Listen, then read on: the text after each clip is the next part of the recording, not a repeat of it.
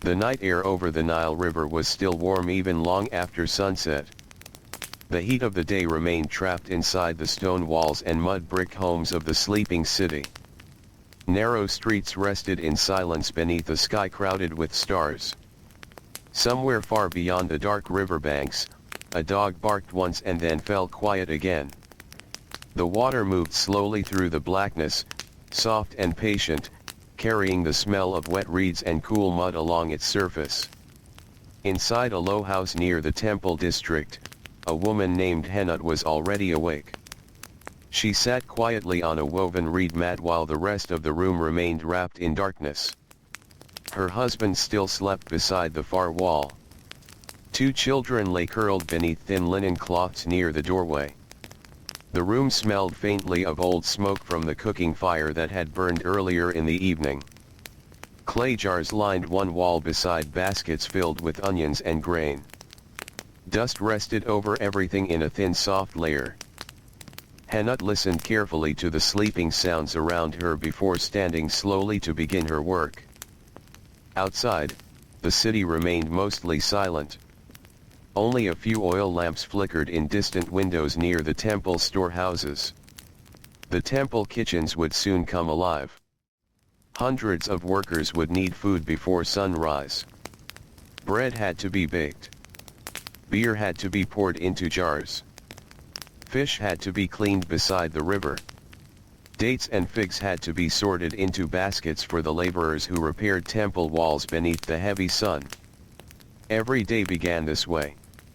Henut wrapped a pale linen cloth around herself and stepped carefully onto the cool packed earth floor. Her sandals scraped softly against the ground. She moved toward the doorway and lifted a small clay lamp. The flame crackled gently as she lit it with a piece of glowing charcoal left alive beneath ash from the night before. A weak golden light filled the room. The walls looked rough and uneven in the soft glow. Small shadows trembled quietly across the ceiling. Henut reached into a grain jar and let her fingers sink into the cool dry barley. She scooped some into a woven basket and carried it outside into the narrow alley behind the house. The night smelled of dust and river water. Far away, a temple bell sounded once. Other workers were waking now.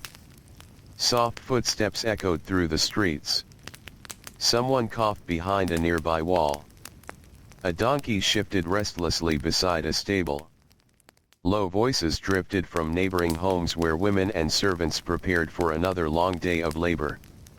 Henut knelt beside a grinding stone beneath a simple reed shelter. The stone felt cool beneath her hands. Slowly she poured grain into the shallow hollow and began to grind. The sound was steady and comforting. Stone against stone. Back and forth. Again and again. This sound belonged to every morning beside the Nile. Long before sunrise, the grinding stones of Egypt awakened together across villages and cities like quiet insects humming in darkness. Thousands of women bent over their work while the stars still hung overhead. Their arms moved slowly and steadily as flour collected in pale dusty piles beneath their hands. Henut worked patiently. The air was calm. A faint breeze carried smoke from distant cooking fires beginning to rise across the sleeping city. Above her, the stars slowly faded. The eastern horizon softened into deep blue. Soon the temple kitchens would need fresh flour. The temple itself stood farther uphill near the center of the city. Massive stone walls surrounded the sacred grounds. During the daytime the place was crowded with servants, priests, scribes, sweepers, stable workers, gardeners, brewers, cooks, guards, and builders repairing old structures damaged by heat and wind. But at this quiet hour before dawn, the temple felt almost peaceful. Tall columns disappeared into darkness. Painted walls glowed faintly beneath torchlight. Large statues rested silently beside empty courtyards while bats circled high above the roofs. Near the back of the temple complex, several kitchen fires had already been lit. Old men carried bundles of dry reeds for fuel. Young boys hauled water jars from nearby wells. Bakers moved slowly through the smoke while rubbing sleep from tired eyes. The kitchen floors were already warm beneath their feet. A heavy man named Pentu stood near the ovens watching the first workers arrive. He had worked in the temple kitchens for nearly 30 years. His hair had grown thin and gray. Deep lines rested around his eyes from years of smoke and heat. Even before sunrise, sweat already covered his forehead. He looked toward the open courtyard where women from nearby neighborhoods approached carrying baskets of flour on their heads. Among them walked Henad. No one spoke very loudly. The workers were still waking fully into the day. Their bodies moved slowly. Sandals scraped softly across the stone paths. The sky above the temple walls had begun turning pale silver now. Birds stirred among palm trees along the river banks. Pentu inspected the flour carefully before nodding with tired approval. The ovens had to remain busy all day. Temple workers expected their bread before the hottest hours arrived. Builders repairing outer walls needed food early while the air was still cool enough for heavy labor. Scribes and priests ate later in shaded rooms farther inside the temple grounds. Servants carried trays through endless corridors while flies drifted lazily through the warm air. Henut moved toward a low table beside the ovens. Other women were already kneading dough in large clay bowls. Their fingers pressed slowly into the heavy mixture while warm firelight flickered across their arms. The smell of yeast and smoke filled the kitchen. Outside, dawn finally arrived over the Nile. Soft sunlight spread across the water. Fishing boats drifted quietly through morning mist. Farmers walked narrow dirt paths beside canals carrying hoes across their shoulders. Geese cried loudly somewhere near the reeds. The city awakened fully now. Temple gates creaked open. Laborers entered in long dusty lines. Some carried stone tools. Others hauled baskets filled with reeds, rope, or bricks. Many looked tired already. Some had walked since deep night from villages beyond the river. Their linen clothes hung loose with sweat before the true heat of day had even begun. The kitchens became louder. Bread slapped against oven walls. Clay jars knocked together. Someone shouted for more water. Smoke drifted upward toward the brightening sky. Henut shaped small round loaves while another woman brushed them lightly with oil. Nearby, an older baker turned bread inside the oven using a long wooden paddle blackened from years of fire. The smell was warm and calming. Fresh bread. Smoke. Ground grain. Hot stone. It wrapped itself around the workers like a blanket. In another courtyard nearby, brewers prepared thick barley beer inside large ceramic vats. The air there smelled sour and sweet together. Foam rested along the edges of the jars while workers stirred the mixture with long wooden sticks. Beer was safer than river water for many laborers. It filled the stomach and gave strength during long hours beneath the sun. Young servants carried filled jars carefully through the temple grounds. One boy stumbled slightly as he walked. His name was Kassa. He could not have been older than 12. His arms were thin from constant labor. A shaved head gleamed beneath the morning light. He balanced two heavy beer jars against his shoulders while moving through crowded passageways lined with painted walls. Priests passed nearby in clean white linen robes. Scribes sat cross-legged beside columns already recording grain deliveries onto rolls of papyrus. Their brushes moved neatly while servants unloaded baskets from donkeys outside the storage rooms. Everything inside the temple moved according to routine. Every hour had its labor. Every worker had a task. The great temple seemed eternal from a distance, but its endless daily life depended on tired human hands from dawn until darkness. Casa reached a shaded courtyard where stone workers rested briefly before beginning repairs on a cracked wall near the eastern gate. The men accepted the beer jars gratefully. Their hands were rough and dusty. Some already had old injuries wrapped in linen around wrists or ankles. One older worker stretched carefully while groaning softly from pain in his back. Another sat silently rubbing sleep from swollen eyes. Breakfast arrived slowly beside them. Bread, beer, dried fish, onions, a few dates. Simple food for another exhausting day. The workers ate quietly while sunlight slowly filled the courtyard. One man stared toward the river beyond the temple walls. Another listened absent-mindedly to pigeons fluttering overhead. A few spoke softly about repairs needed in their homes before flood season returned again. Soon the overseers would arrive. Then the heavy labor would begin. Back inside the kitchens, the heat had become almost unbearable already. Sweat rolled down Henut's neck while she worked beside the ovens. Ash floated through the smoky air. Every surface felt warm beneath her hands. Still the bread kept coming. More dough. More flour. More loaves. The temple fed hundreds every day. During festival seasons, thousands might arrive carrying offerings and animals for sacrifice. The kitchens would remain busy from darkness until late evening. Fires rarely died completely. Pentu walked slowly among the workers, checking the ovens one by one. He moved with the tired rhythm of someone who had spent most of life inside hot kitchens. He knew every smell and sound of the place. He could tell when bread was nearly finished simply by the scent rising from the oven mouth. Outside, sunlight now poured fully across the city. Dust drifted through narrow streets. Market sellers arranged vegetables beneath woven shades. Children carried water jars from wells. Donkeys brayed loudly near storage yards.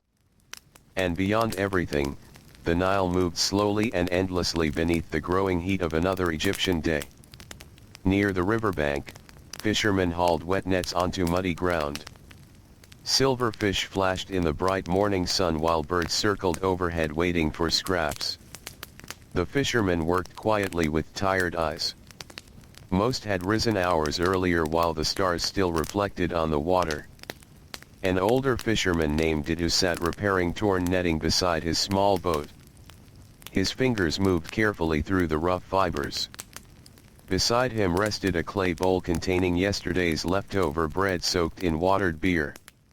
He ate slowly while watching younger fishermen clean the morning catch. Some fish would go directly to the temple kitchens.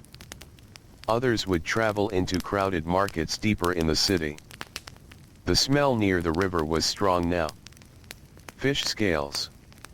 Wet reeds. Mud. River water warming beneath the sun.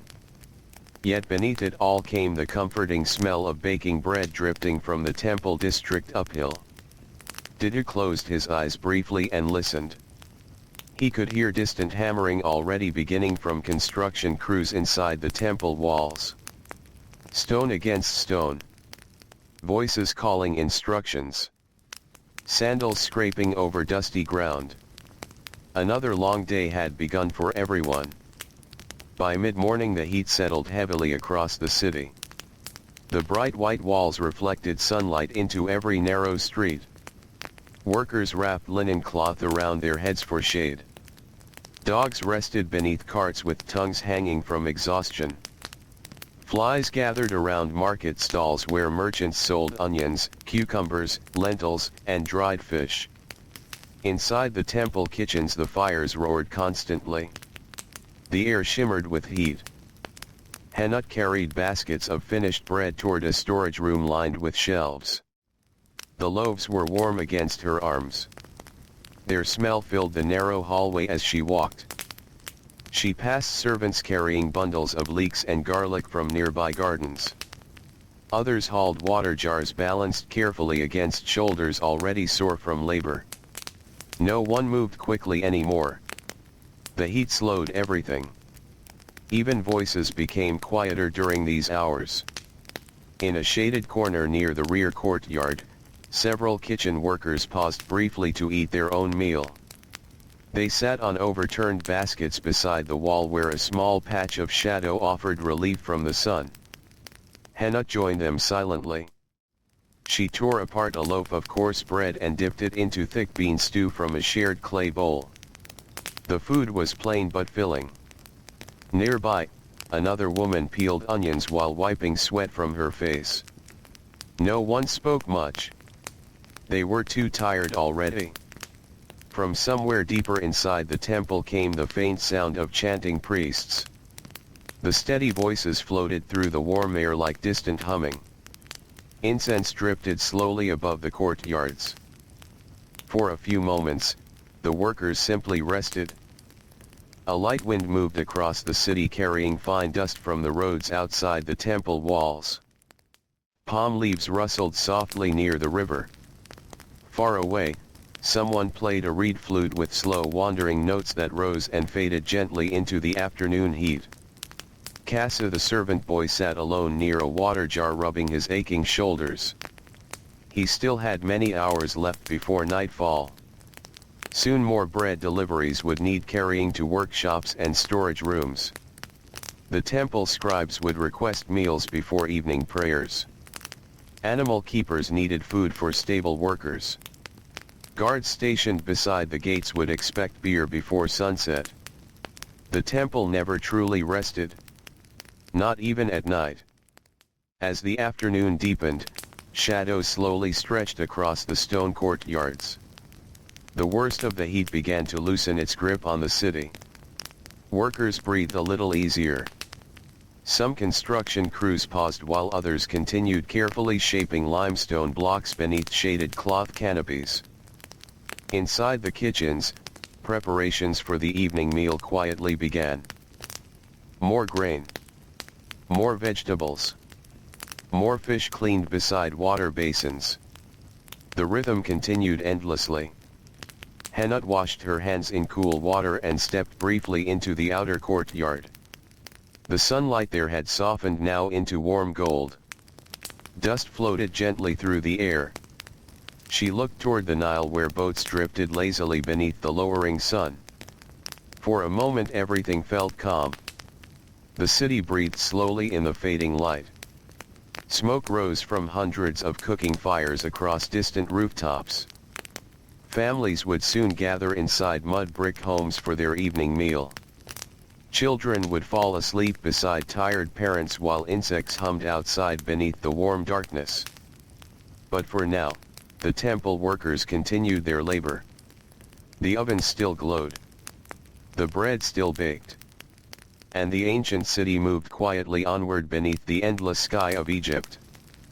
As the afternoon slowly drifted toward evening, the light over the temple city softened into a dusty gold. Long shadows stretched across the stone courtyards and along the narrow roads leading toward the river. The worst heat of the day had finally begun to fade, though the walls still held warmth deep inside them. Every stone seemed to breathe out the sun it had swallowed since morning. The temple kitchens remained alive with movement. Workers crossed the courtyards carrying baskets, jars, and bundles of reeds for the fires. The air smelled of smoke, grain, onions, sweat, and river mud carried upward by the evening breeze. Somewhere near the rear walls, goats bleated impatiently while stable boys prepared feed for the night. Hannah stood beside a long wooden table rubbing flour from her tired hands.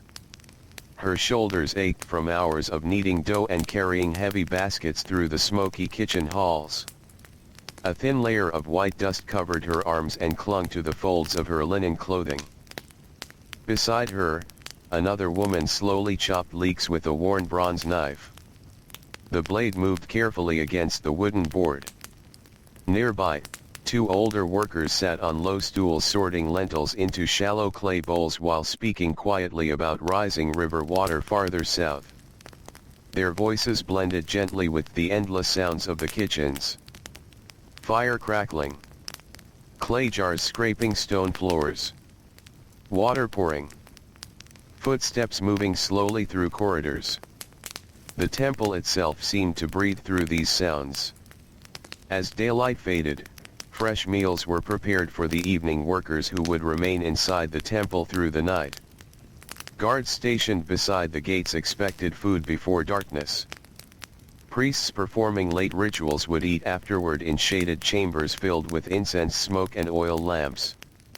Even the scribes, who spent most of the day seated beneath cooler porticos, needed bread and beer before the night prayers began. The labor of feeding the temple never stopped. Near one of the ovens, Pentu carefully inspected another row of baking loaves. His face glistened with sweat despite the cooling air outside. Years spent beside fire had left his skin rough and darkened by smoke.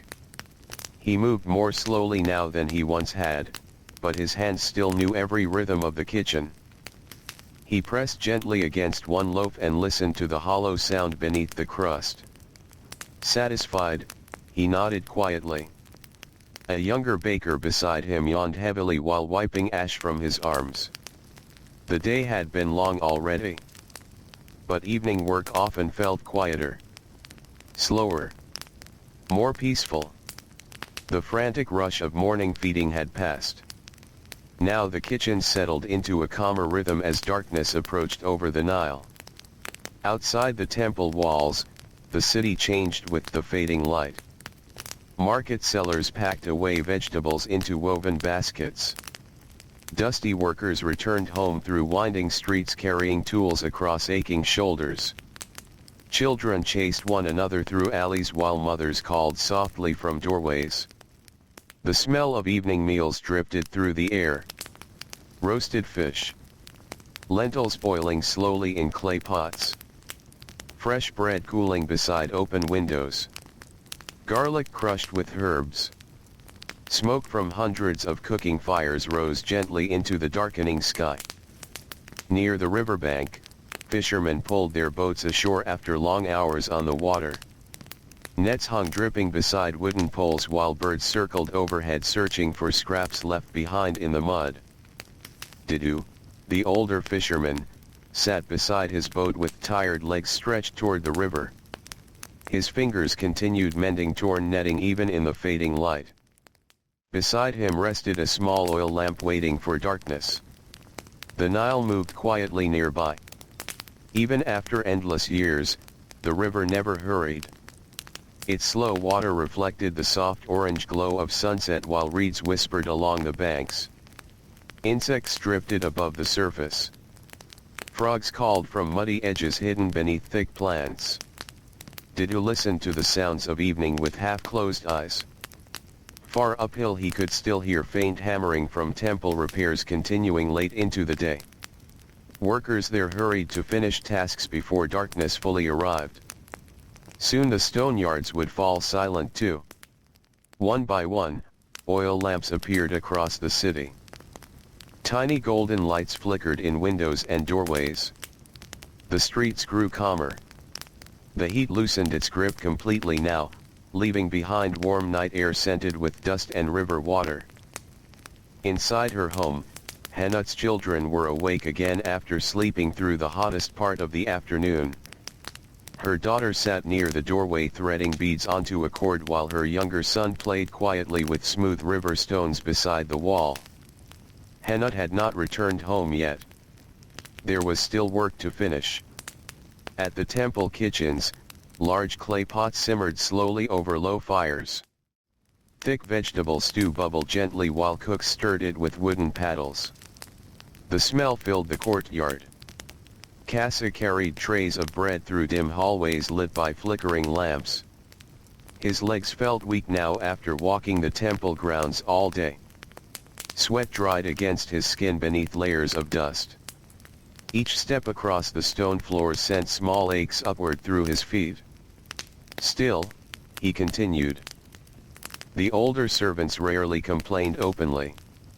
The younger boys learned quickly to remain silent through exhaustion. Most had worked since childhood. Their bodies simply accepted tiredness as part of daily life. As Casa passed through a narrow corridor, he glanced briefly into one of the temple chambers. Several scribes sat together beneath painted walls covered in faded blue and red figures. Oil lamps glowed softly beside them while they worked over long papyrus scrolls. Their reed brushes scratched gently across the surface. The room smelled of ink and warm wax. One scribe rubbed his eyes slowly before stretching his stiff back. Another reached for bread without looking up from his writing. Outside the chamber, Casa continued deeper into the temple. The stone beneath his sandals still held warmth from the afternoon sun.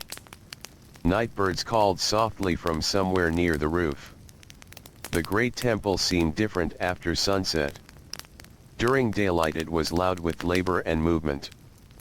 But now the shadows grew deeper between columns.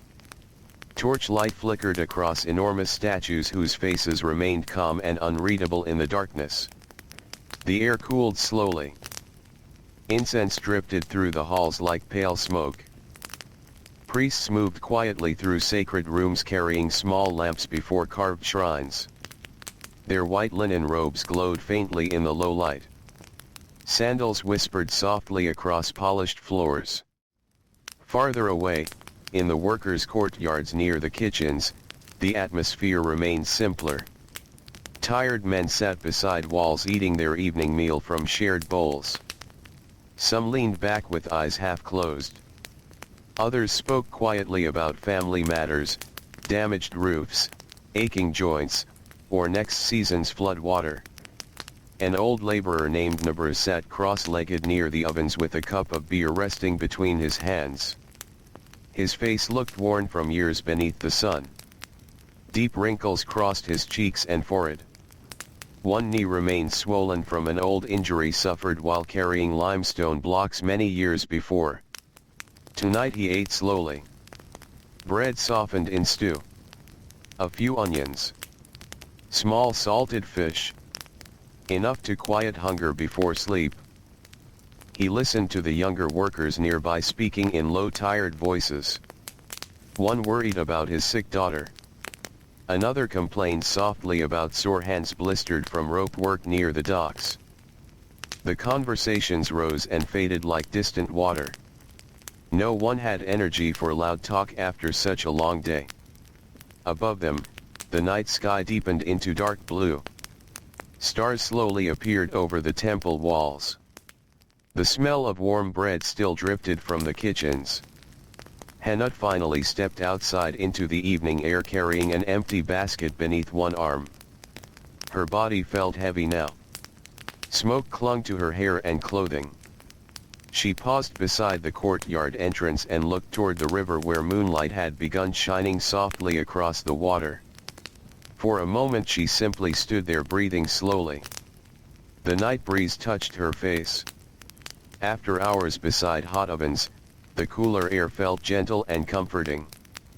Around her, other workers departed gradually from the temple grounds. Some walked alone through dusty streets. Others moved in small groups speaking quietly beneath the stars. Sandals brushed softly against the packed earth roads. The city was calmer now. Only the night workers remained fully awake.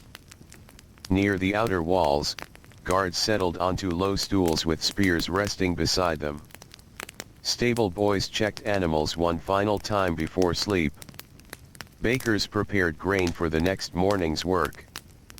Fires were covered carefully beneath ash so coals would survive until dawn.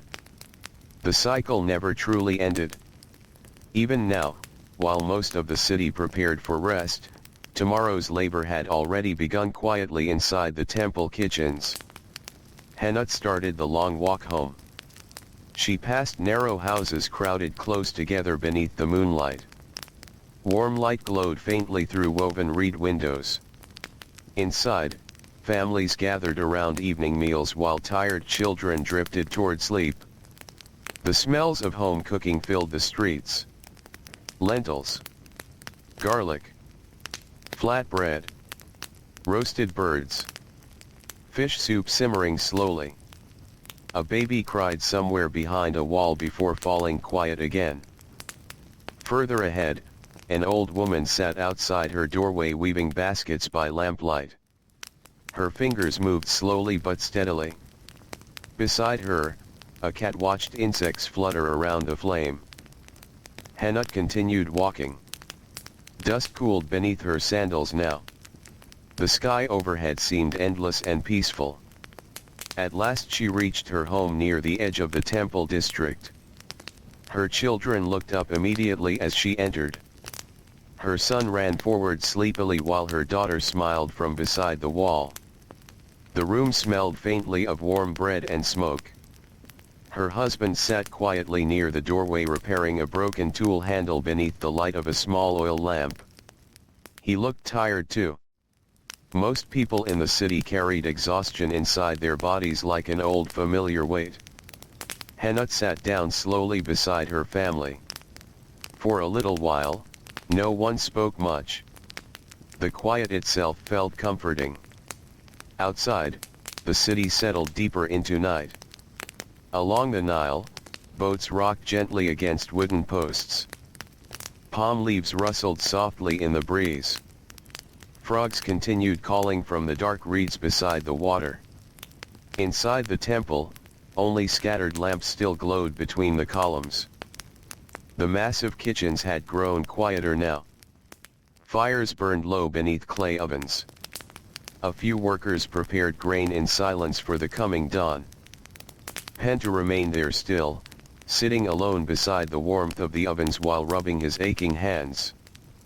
He listened to the peaceful crackle of firewood.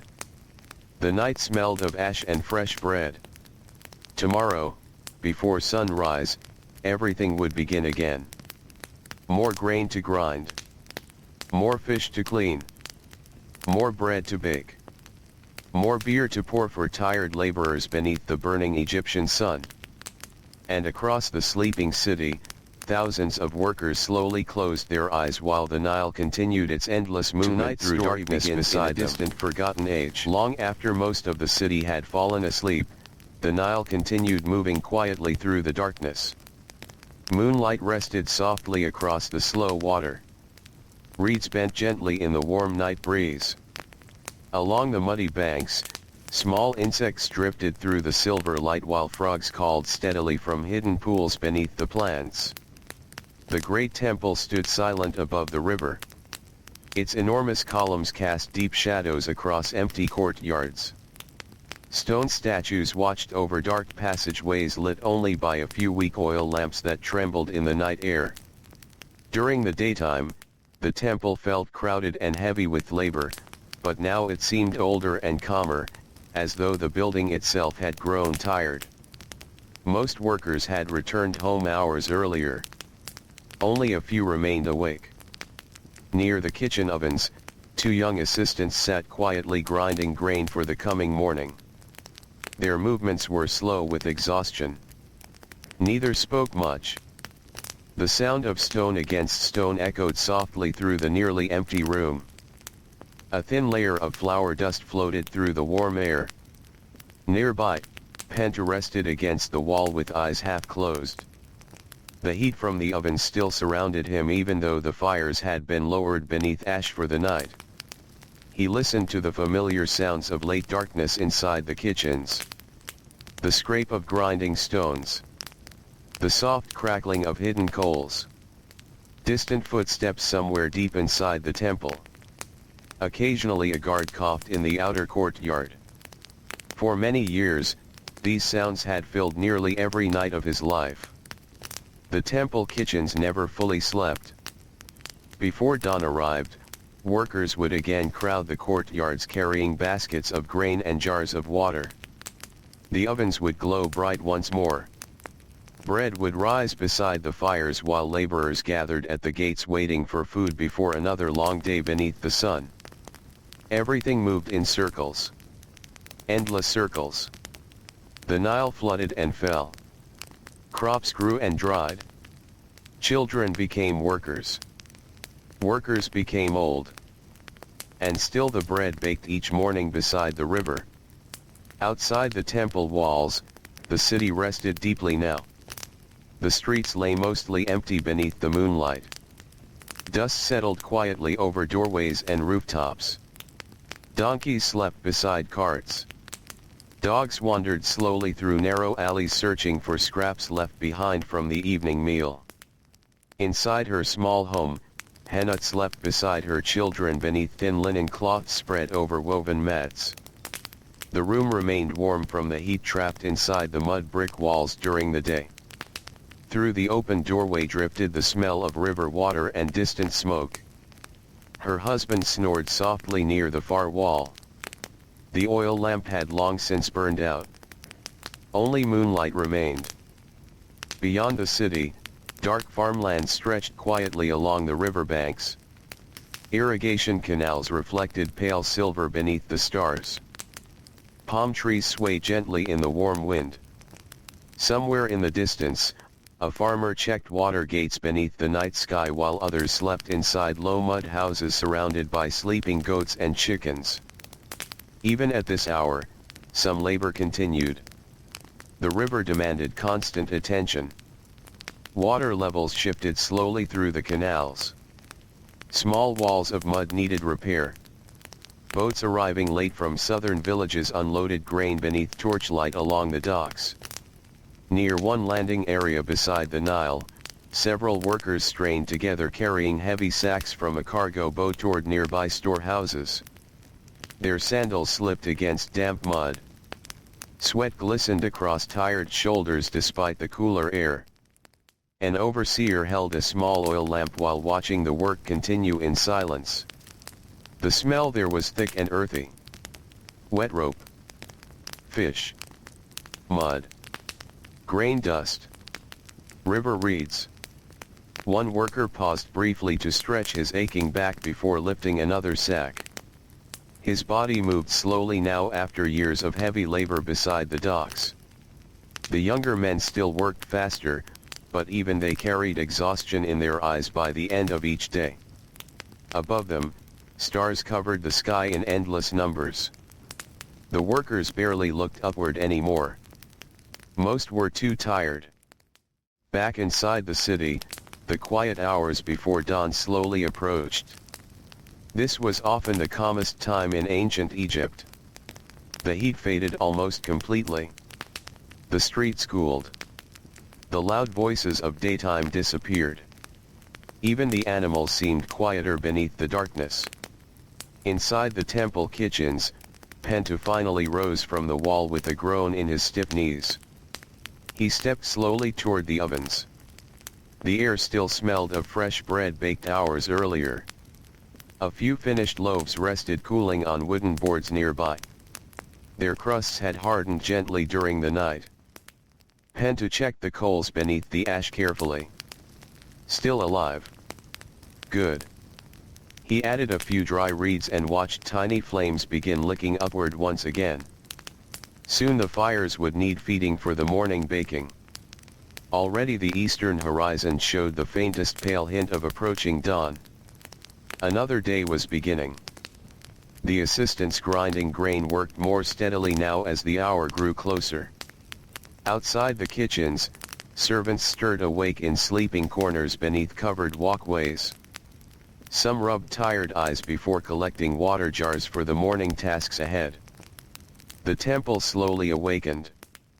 Far across the city, roosters began calling one after another. A donkey brayed loudly from a nearby stable. Somewhere beyond the walls, footsteps echoed along the road as early fishermen made their way toward the river. Hannah opened her eyes before the first sunlight arrived. For a few quiet moments she remained still beneath the dim blue light of dawn. Her body felt heavy from yesterday's labor. Her hands ached slightly from kneading dough beside the ovens. But there was no time to remain resting. The city depended on routine. The temple depended on labor. Slowly she sat up and listened to the early sounds outside. Grinding stones had already begun singing across nearby courtyards. Stone against stone. Back and forth.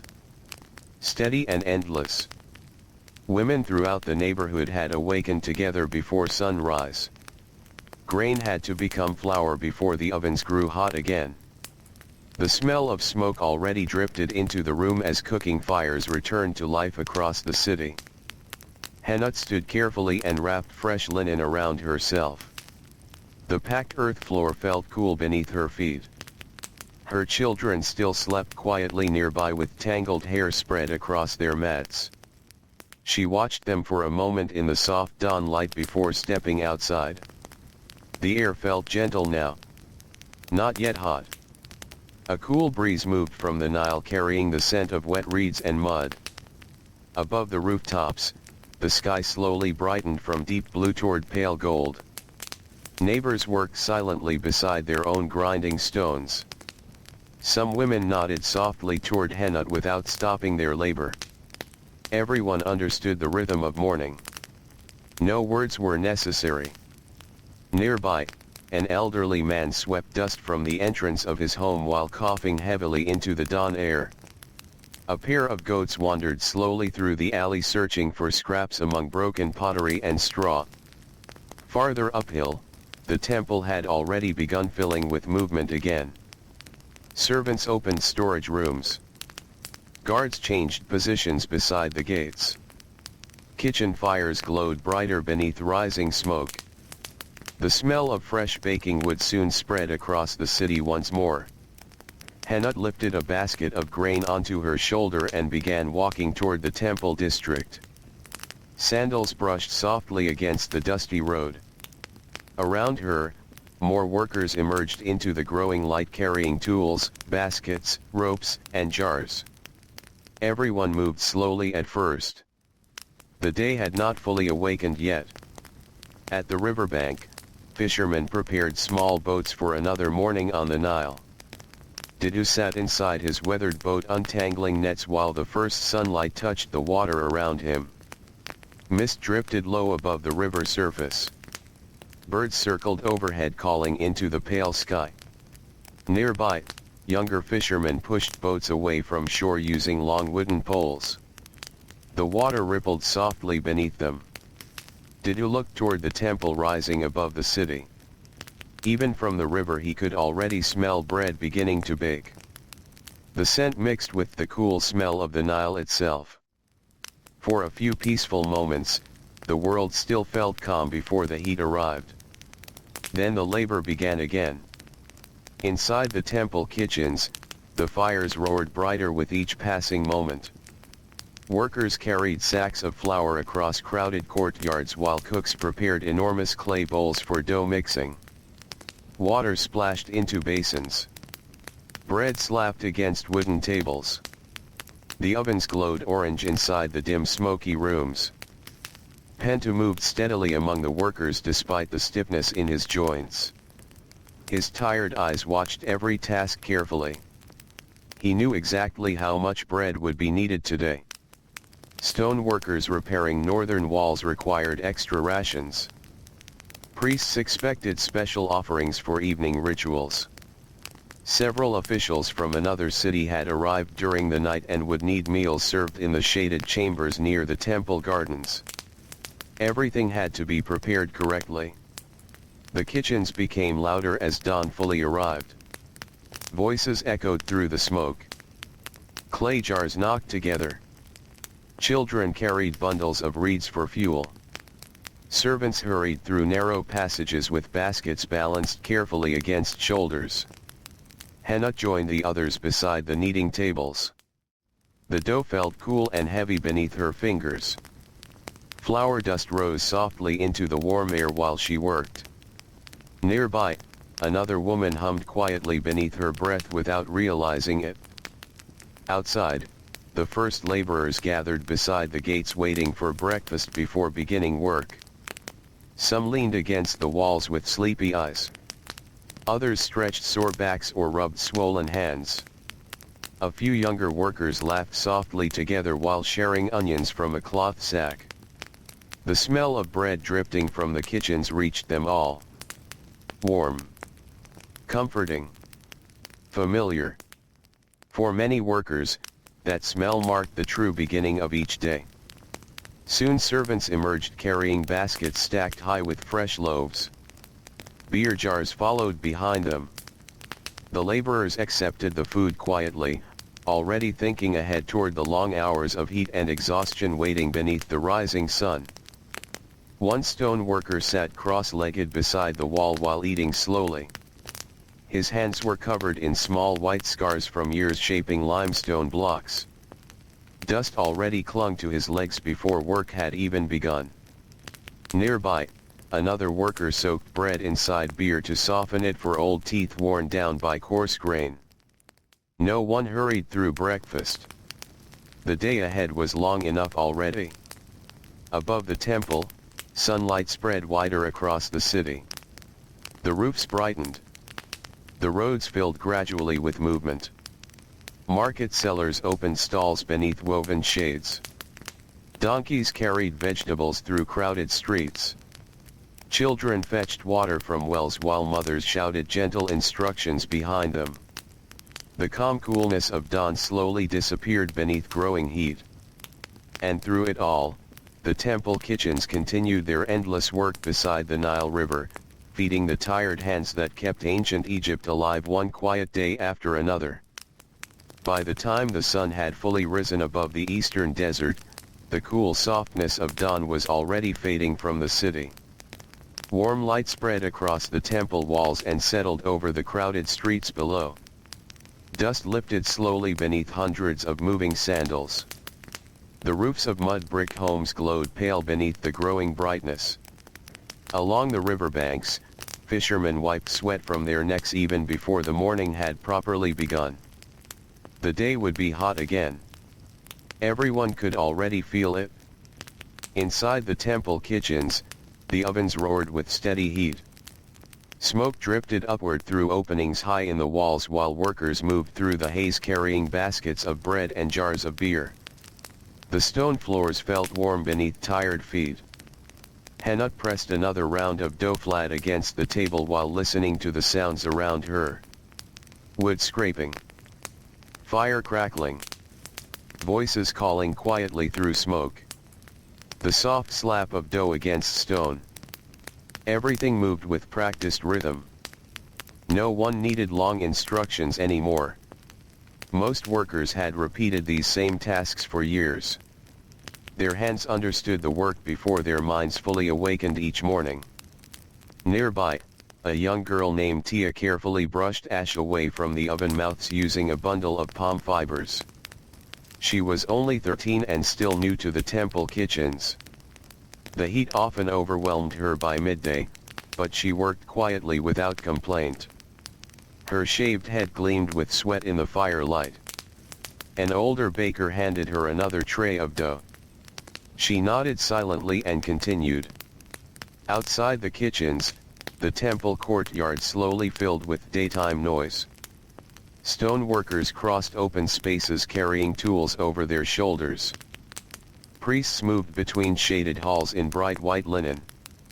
Servants hurried beneath the columns balancing jars of oil, baskets of vegetables, and bundles of papyrus for the scribes. The smell of incense drifted through the warm air. Farther away near the animal pens, goats bleated loudly while stable boys shoveled old straw into carts. Flies buzzed lazily around feed buckets and water troughs. The temple was like a small city inside the larger city beyond its walls. Every corner contained labor. Every hallway carried footsteps.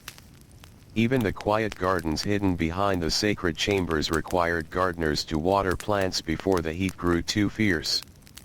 Near one shaded portico, a group of scribes sat cross-legged recording food deliveries onto papyrus scrolls. One young scribe dipped his reed brush into dark ink while squinting against the bright morning light. Sweat rolled slowly down his neck despite the shade overhead.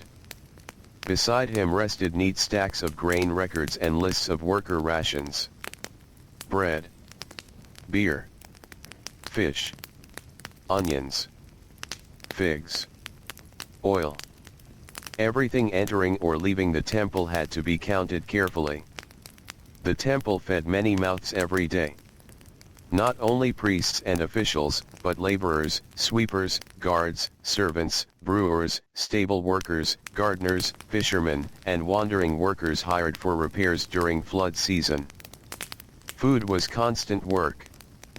Without food, the stone walls would stand silent. Without food, the temple fires would die. And so the kitchens remained among the busiest places in the city from darkness until nightfall. Outside the temple walls, ordinary life spread slowly through the streets beside the Nile. Women walked with water jars balanced gracefully upon their heads. Children chased stray dogs through dusty alleys.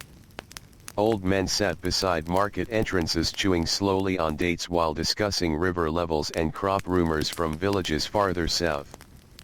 Merchants opened woven shades above their stalls. Vegetables appeared in baskets beneath the morning sun. Cucumbers still wet from irrigation canals. Bundles of leeks tied with reeds. Garlic hanging from ropes. Figs resting in shallow clay bowls. The smell of the market mixed together beneath the warming air. Dust. Sweet fruit. Fish. Sweat. Animal dung. Fresh bread drifting down from the temple kitchens uphill. Near the river docks, Didu pulled another fishing net from the water with help from his youngest son. The net emerged slowly dripping beneath the bright sunlight. Small silver fish twisted inside the tangled fibers while river water streamed back into the Nile below.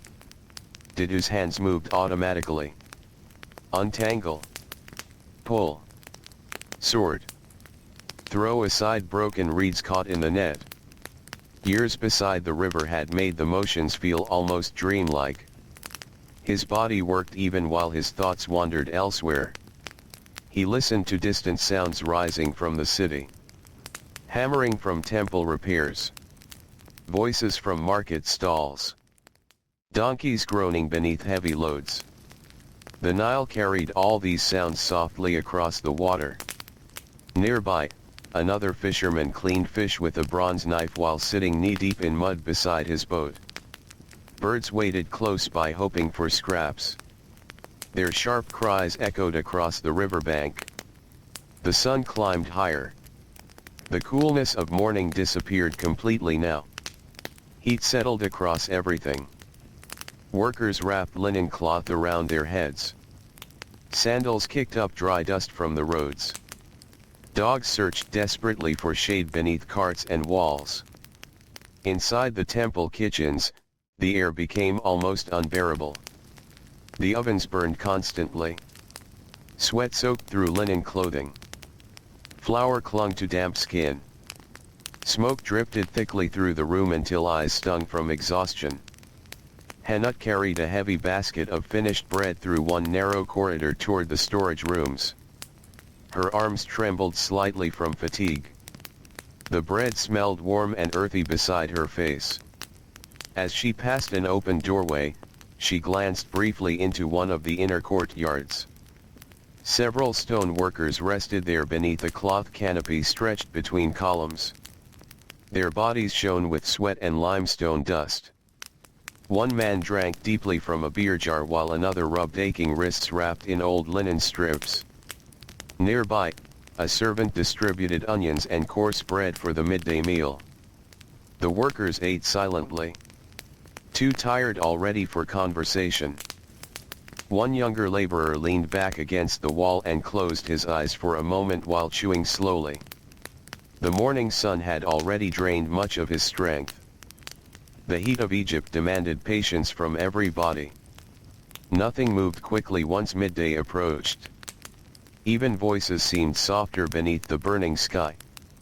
Henut continued toward the storage rooms where cooler shadows offered brief relief from the ovens. Inside, rows of clay jars lined the walls beside shelves stacked with grain sacks and baskets of dried dates. The room smelled dry and dusty. A scribe sat nearby counting bread deliveries with quiet concentration. His reed brush scratched steadily across papyrus while flies drifted lazily around the doorway. Henut placed the basket down carefully. For a moment she stretched her aching shoulders. Outside, somewhere beyond the thick walls, she could hear the distant murmur of the city continuing beneath the heat. Then she returned to the kitchens. There was always more work waiting. Near midday, the temple bells sounded softly across the courtyards. The noise drifted outward into the streets beyond the walls. Some workers paused briefly to wipe sweat from their faces. Others continued labor without even looking up. The rhythm of work rarely stopped completely. In one shaded area behind the kitchens, several women sat preparing vegetables for the evening meal. Their knives moved slowly through piles of onions and leeks while they spoke in low, tired voices. One woman described her son's fever during the previous night. Another worried about cracks forming in her roof after the last flood season. A third simply sat quietly listening while rubbing sore fingers. The conversation moved slowly like the Nile itself. No one rushed. The heat made everything heavy. Nearby, Tia carried water jars from the well with careful steps. The jars pressed painfully against her thin arms, but she continued steadily through the courtyard. Sweat rolled down her forehead into her eyes. An older servant noticed her struggling and quietly lifted one jar onto his own shoulder without speaking. Together they carried the water back toward the kitchens. Small kindnesses often passed silently between workers. Most understood exhaustion well enough without needing words. Beyond the temple, farmers bent over fields near the irrigation canals while the sun burned overhead. Mud squished between their toes as they repaired water channels and pulled weeds from the soil. Their backs glistened with sweat. Insects hummed constantly above the wet earth. The Nile gave life to everything around it. But life beside the river demanded endless labor in return. One farmer paused beside the canal and looked toward the distant temple rising above the city. Even from the fields he could smell smoke from the kitchens drifting faintly through the hot air. Food for the workers. Always more food. Always more grain. Always more bread baking beside the river. As afternoon slowly deepened, shadows shortened beneath the blazing sun. The brightest hours had arrived. Inside the kitchens, some workers moved more slowly now from exhaustion. The younger boys carrying water jars leaned against walls whenever possible. Bakers wiped sweat from their eyes with flour-covered hands. Even Pentu's movements had grown heavier beneath the endless heat. Still the ovens remained full.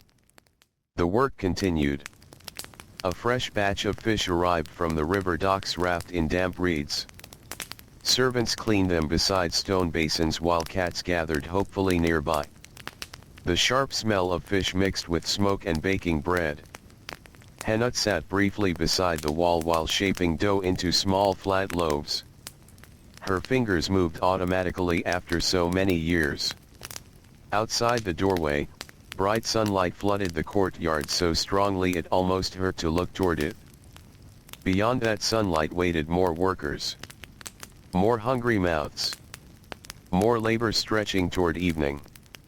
The temple consumed enormous amounts of food every single day, and the kitchens answered endlessly with fire, grain, sweat, and tired hands.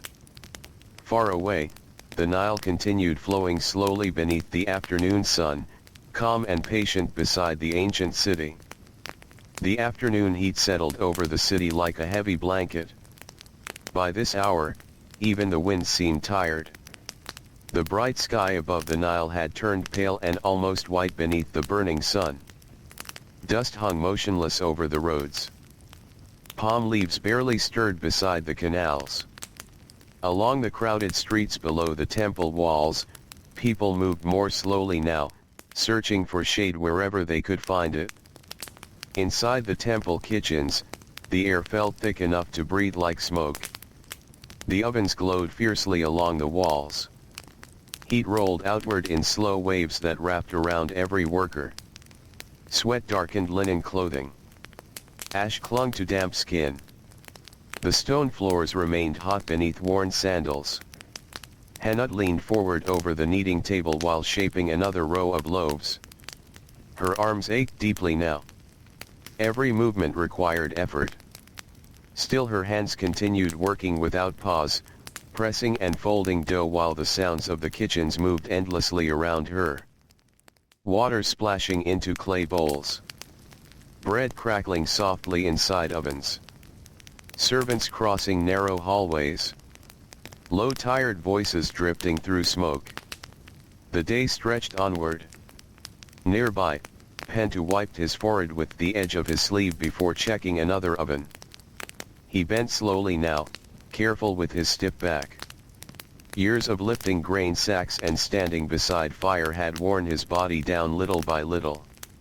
Even so, the kitchens depended on him. The younger bakers watched his movements carefully. They listened for his quiet instructions over the roar of the fires. Too much heat ruined the bread. Too little heat wasted valuable grain. Every loaf mattered. In one corner of the kitchen courtyard, several boys rested briefly beside a water jar. Their thin chests rose and fell heavily from carrying supplies through the temple all morning. One boy poured water carefully into a small cup while another splashed his face before immediately returning to work. There was little time for resting. Soon the evening meals would need preparation.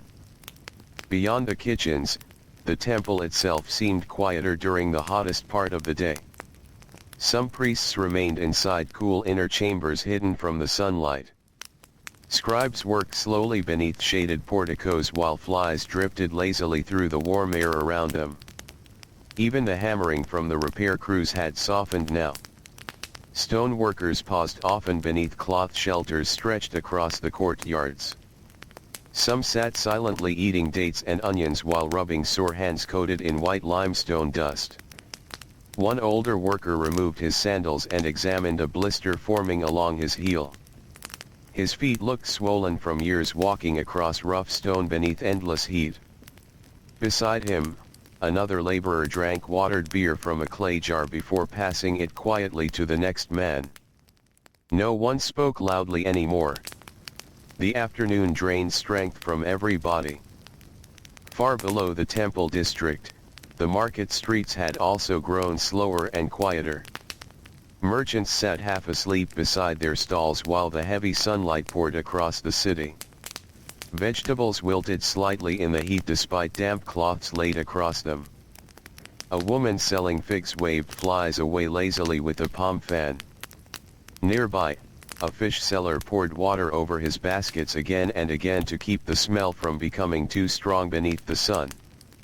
Children rested beneath shaded awnings while stray dogs slept in narrow strips of shadow beside mud brick walls. The city itself seemed to pause for breath. Only the Nile continued moving steadily.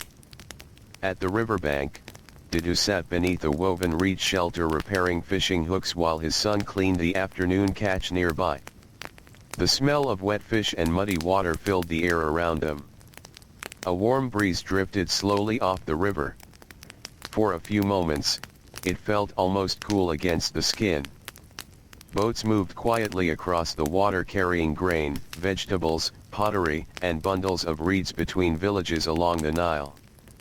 Their sails hung lazily in the weak wind. Some boatmen slept beneath cloth coverings while the current carried them northward. Others stood silently steering with long wooden oars. Life beside the river rarely stopped completely. Even during the hottest hours, someone was always working. A farmer adjusting canal gates. A fisherman untangling nets. A servant carrying grain. A baker feeding oven fires. An old woman grinding flour beneath a shaded doorway. The rhythm of labor moved through every corner of the land. Back inside the temple kitchens, preparations for the evening meal slowly began. Large clay pots were lowered onto fresh fires. Lentils soaked in water beside piles of chopped onions and garlic. Fish from the river docks were cleaned carefully at stone basins while cats watched from nearby shadows with patient eyes. Hanut carried bundles of leeks toward one preparation table and sat beside the other women already working there.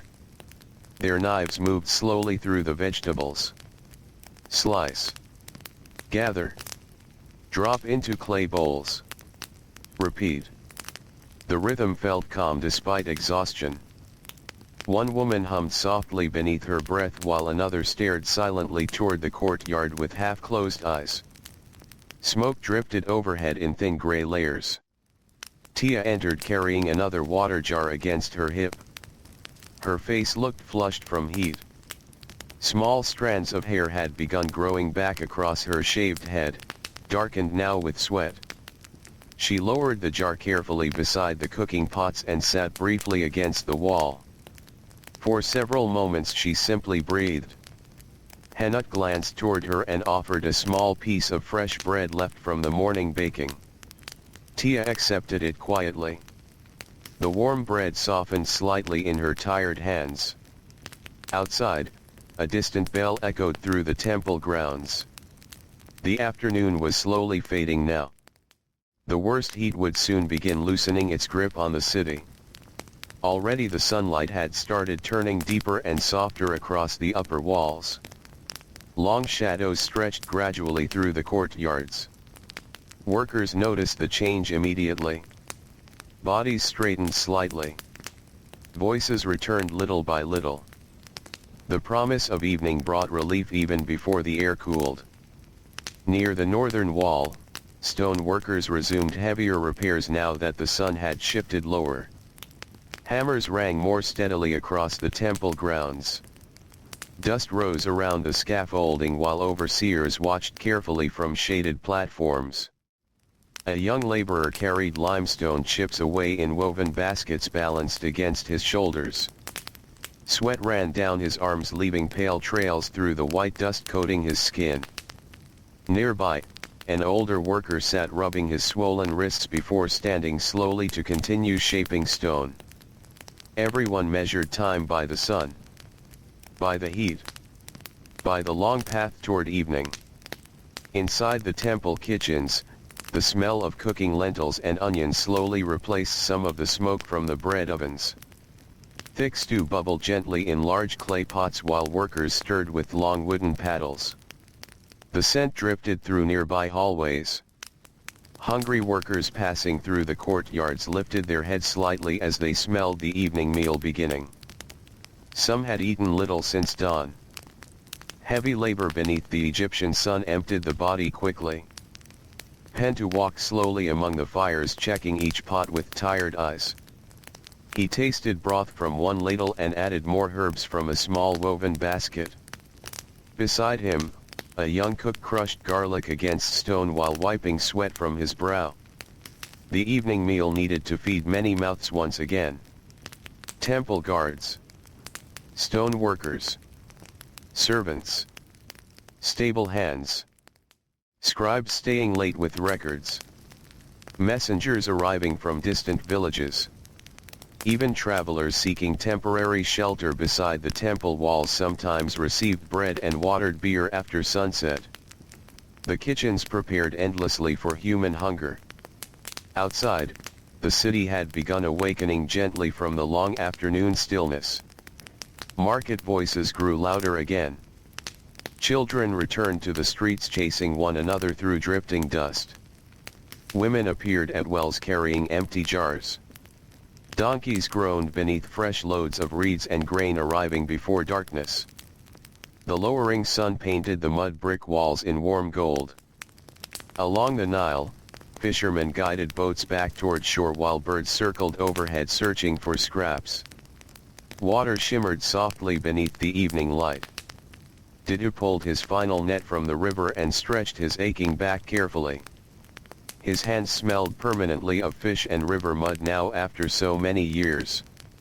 Deep cracks crossed his palms from rope and water and sun.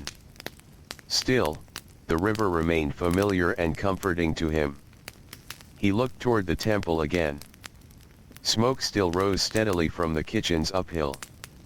Somewhere inside those walls, evening bread was cooling beside the ovens while workers prepared another meal for tired laborers.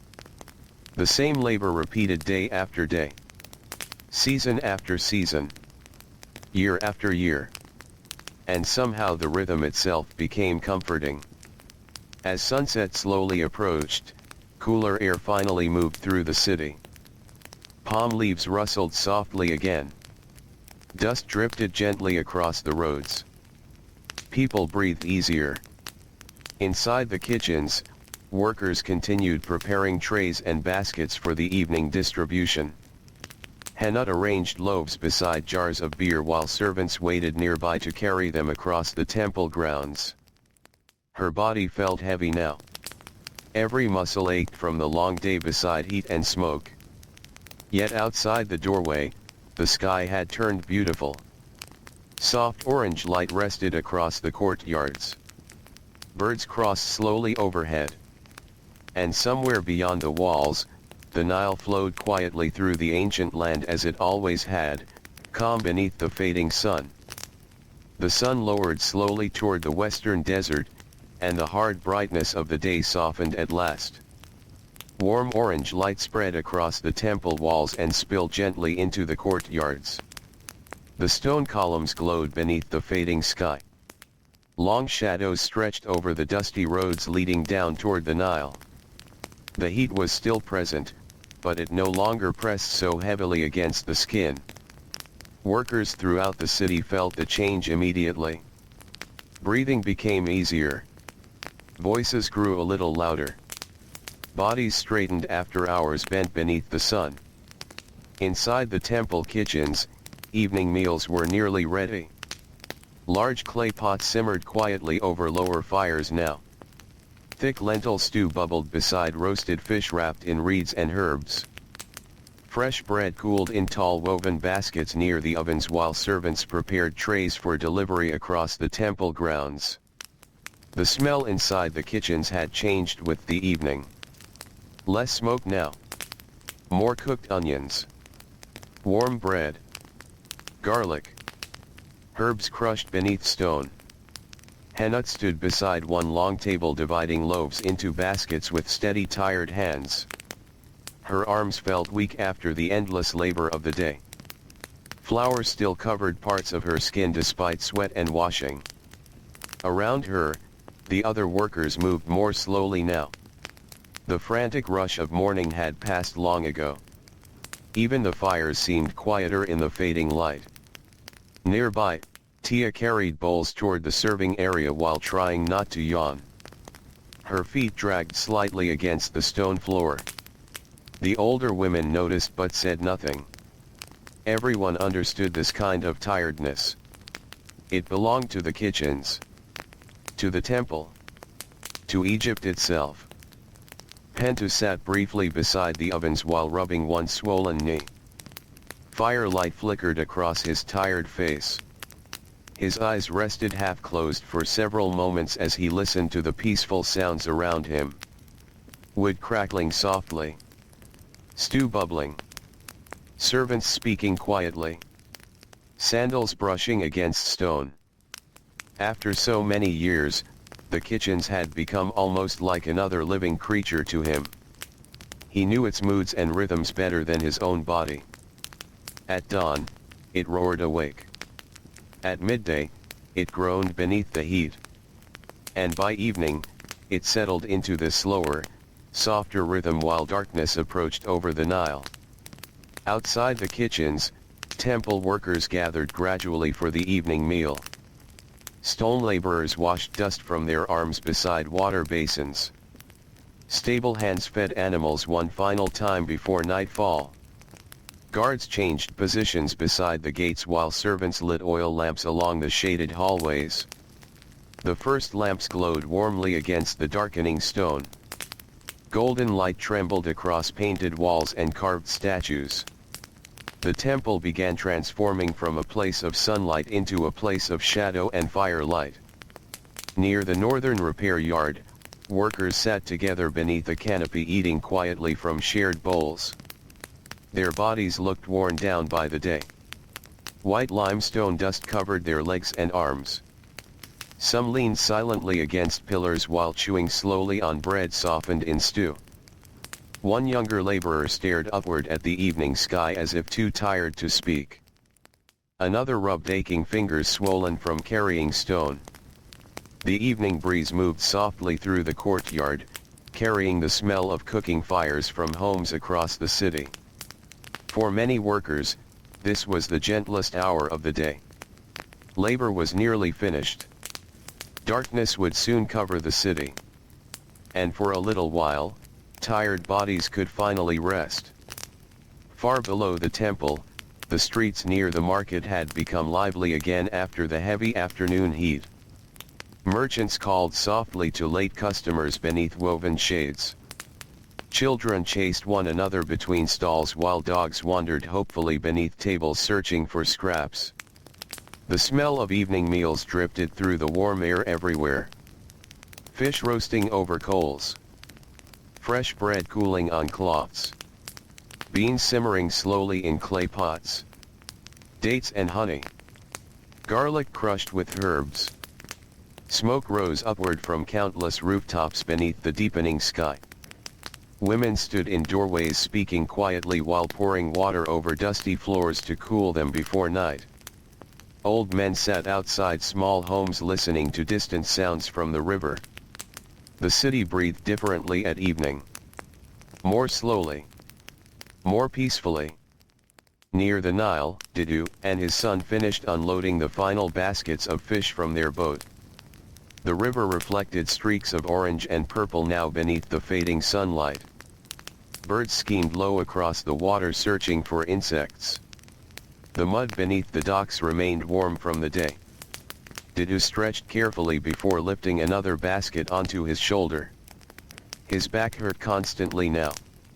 Years of river work had bent his body little by little. Still, he moved with calm patience. There was comfort in routine. He carried the fish toward a nearby market shelter where other fishermen sorted the evening catch by lamplight. Voices drifted quietly through the growing darkness. Somewhere farther down the riverbank, a flute began playing slow wandering notes. The music mixed gently with the sounds of water against wood. Boats rocked softly beside their posts. Palm trees whispered overhead. The Nile itself seemed to grow quieter at night, though it never truly slept. Back at the temple, servants carried evening meals through dim corridors lined with oil lamps. Casa moved carefully beneath the weight of two large bread baskets balanced against his shoulders. His entire body ached now. Dust covered his feet and ankles. But the cooler air revived him slightly as he crossed the courtyards beneath the darkening sky. He passed priests walking silently toward evening rituals. Incense drifted from sacred chambers deeper inside the temple. The smell floated through the hallways in pale smoke. Nearby, scribes continued working by lamplight beside open scrolls. Their brushes scratched softly across papyrus while shadows flickered against the walls. Some records still needed finishing before sleep. Deliveries counted. Storage jars measured. Worker rations listed carefully. The temple never completely rested. Casa entered one chamber where several officials sat waiting for food upon woven mats. Their linen robes remained clean despite the long day. Bronze cups and small dishes rested neatly beside them. Without speaking, Casa lowered the bread baskets and stepped backward quietly. Then he continued down another hallway toward the workers' courtyards where the meals were simpler and louder. There, tired laborers sat closely together beside low fires while eating bread, fish, lentils, and onions from shared bowls. Laughter rose softly now and then. Not loud. Not energetic. Just tired human warmth at the end of a difficult day. One worker told a slow story about a stubborn donkey refusing to move a grain cart earlier that morning. Another shook his head while smiling weakly through exhaustion. Even after endless labor, small moments of comfort still appeared. A shared meal. A cool breeze. Soft music drifting from the river. Warm bread after sunset. These things mattered deeply in lives filled with heat and work. Inside her home, Hanut's daughter swept dust from the floor while waiting for her mother to return from the temple. The room glowed softly beneath a small oil lamp placed near the doorway. Her younger brother had already fallen asleep curled beside the wall. Outside, neighbors prepared bedding on rooftops where cooler night air moved more freely. Quiet voices drifted through the alleyways beneath the rising stars. The city was slowly surrendering itself to night. At last, Hanut finished her final kitchen task. She washed flour from her hands inside a shallow basin and stepped outside into the evening air. The change felt immediate. Cooler. Gentler. She paused for a moment beside the courtyard entrance. Above her, the sky had darkened into deep blue. Stars appeared one by one over the temple towers. Oil lamps flickered along distant streets while smoke drifted lazily upward from the city below. The Nile shimmered faintly beyond the rooftops. For several quiet moments, she simply stood there listening. Temple bells sounding softly in the distance. Workers speaking in low voices. Sandals scraping against stone. The quiet crackle of fires. A breeze moving through palm leaves somewhere near the river. After a full day inside the ovens and smoke, the night air felt almost sacred. Hanut began walking home through the narrow streets. Dust cooled beneath her sandals now. The walls around her glowed softly in lamplight. Somewhere nearby, a baby cried briefly before falling quiet again. An old woman sat weaving baskets beside her doorway. A group of boys whispered together beneath a stairway. Cats moved silently through shadows searching for scraps. Everything felt slower at night. Gentler. The harsh edges of the day disappeared beneath darkness. When Hanut finally reached her home, her daughter smiled sleepily from beside the doorway. The small room smelled of warm bread and cooling dust. Her husband sat nearby mending a sandal strap beneath the lamp. No one spoke loudly. There was no need. The quiet itself felt comforting after the endless noise of labor and heat.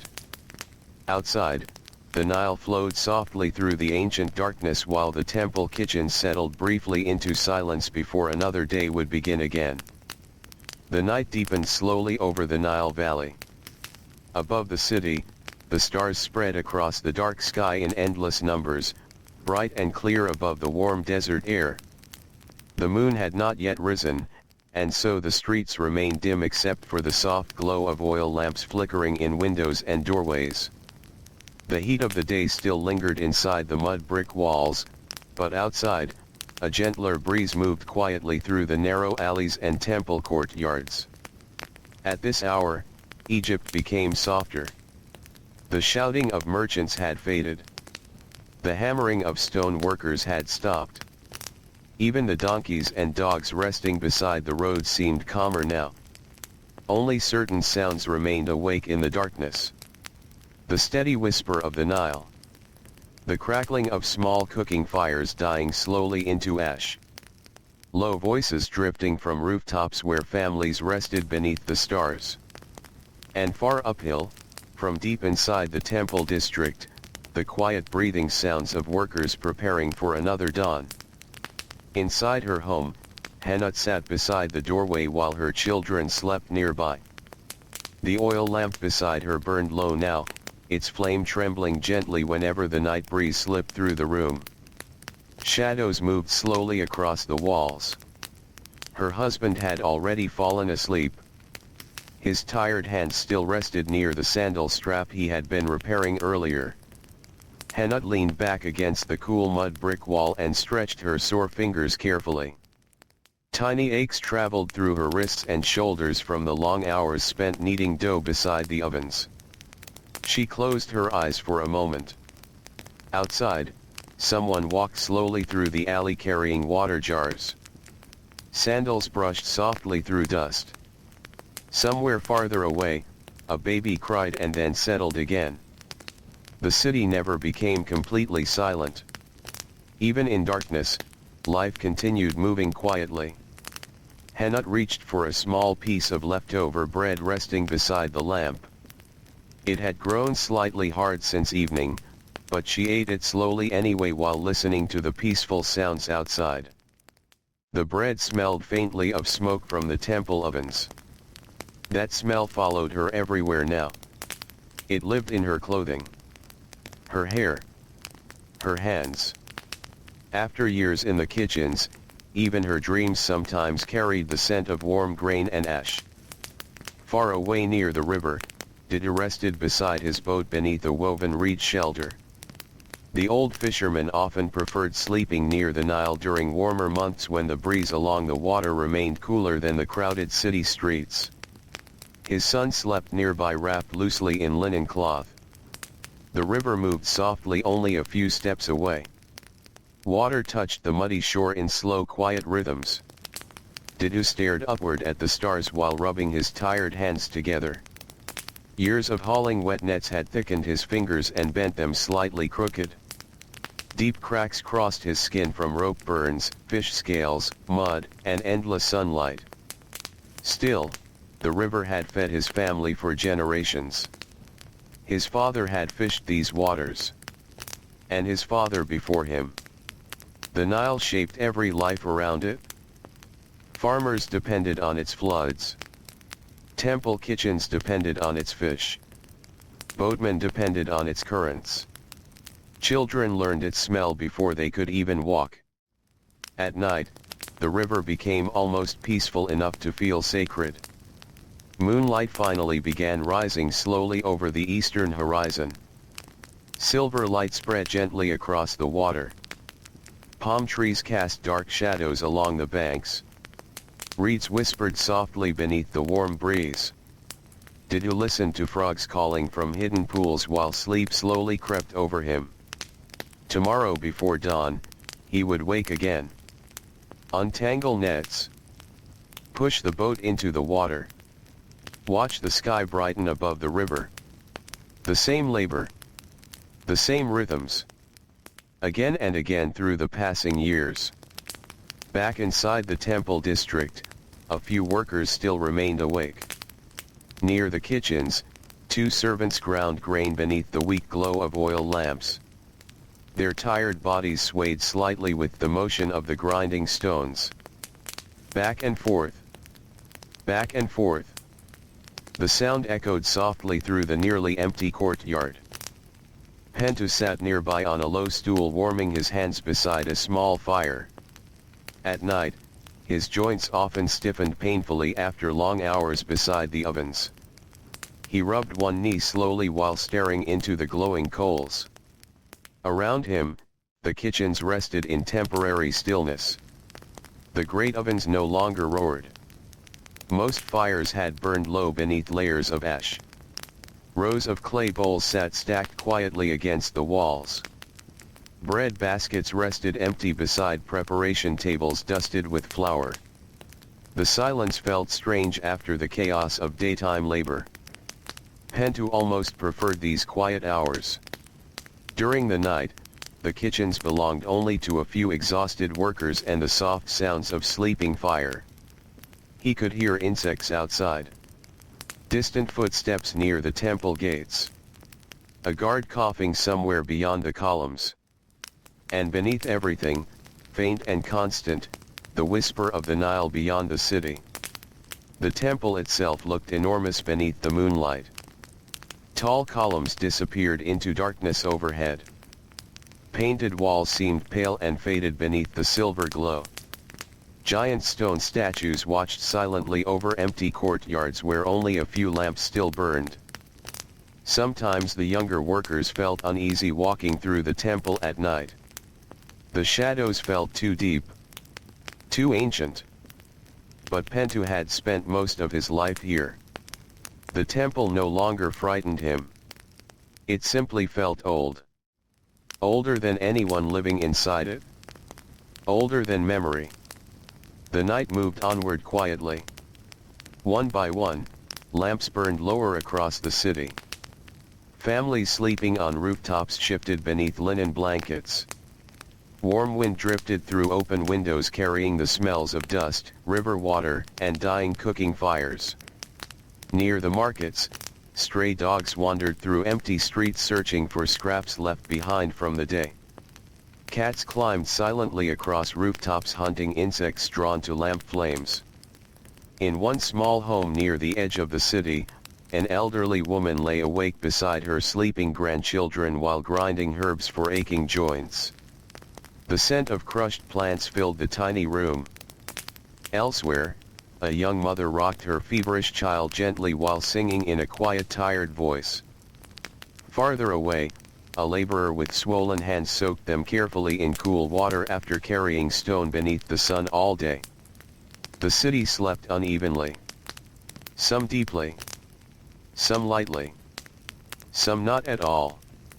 Life beside the Nile could be exhausting even in darkness. Hours passed slowly. The moon climbed higher. The night air cooled a little more. And eventually, before anyone fully wished for it, the first signs of dawn began returning once again. At first, the change was almost impossible to notice. The stars softened slightly above the eastern horizon. The darkness turned thinner near the river. A faint gray-blue color spread quietly across the sky. Birds stirred among the palm trees. Somewhere near the docks, a fisherman coughed awake. Inside her home, Hannah opened her eyes. For a moment she remained still beneath the dim light of approaching dawn.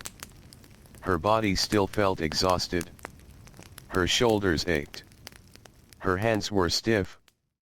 The day before seemed barely finished. But already another day waited outside. She sat up slowly while her family still slept around her. The room smelled faintly of warm dust and old smoke. Outside, the first grinding stones had already begun sounding through the neighborhood. Stone against stone. Steady. Familiar. A sound older than memory itself. Women across the city were waking together once more to prepare flour before sunrise. Hannah stood carefully and stepped outside into the cool pre-dawn air. The breeze from the Nile touched her face gently. Above the rooftops, dawn spread wider across the sky. The city was waking again. In nearby alleys, women bent over grinding stones beneath weak lamplight. Men prepared tools beside doorways. Donkeys shifted restlessly in small pens. Smoke rose slowly upward as the first cooking fires returned to life. Far uphill, the temple kitchens already glowed faintly beneath fresh firelight. Pentu had risen before dawn once again.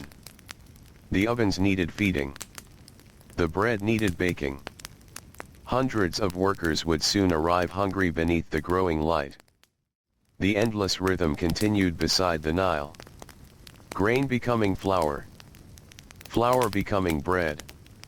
Bread becoming strength for tired bodies beneath the Egyptian sun.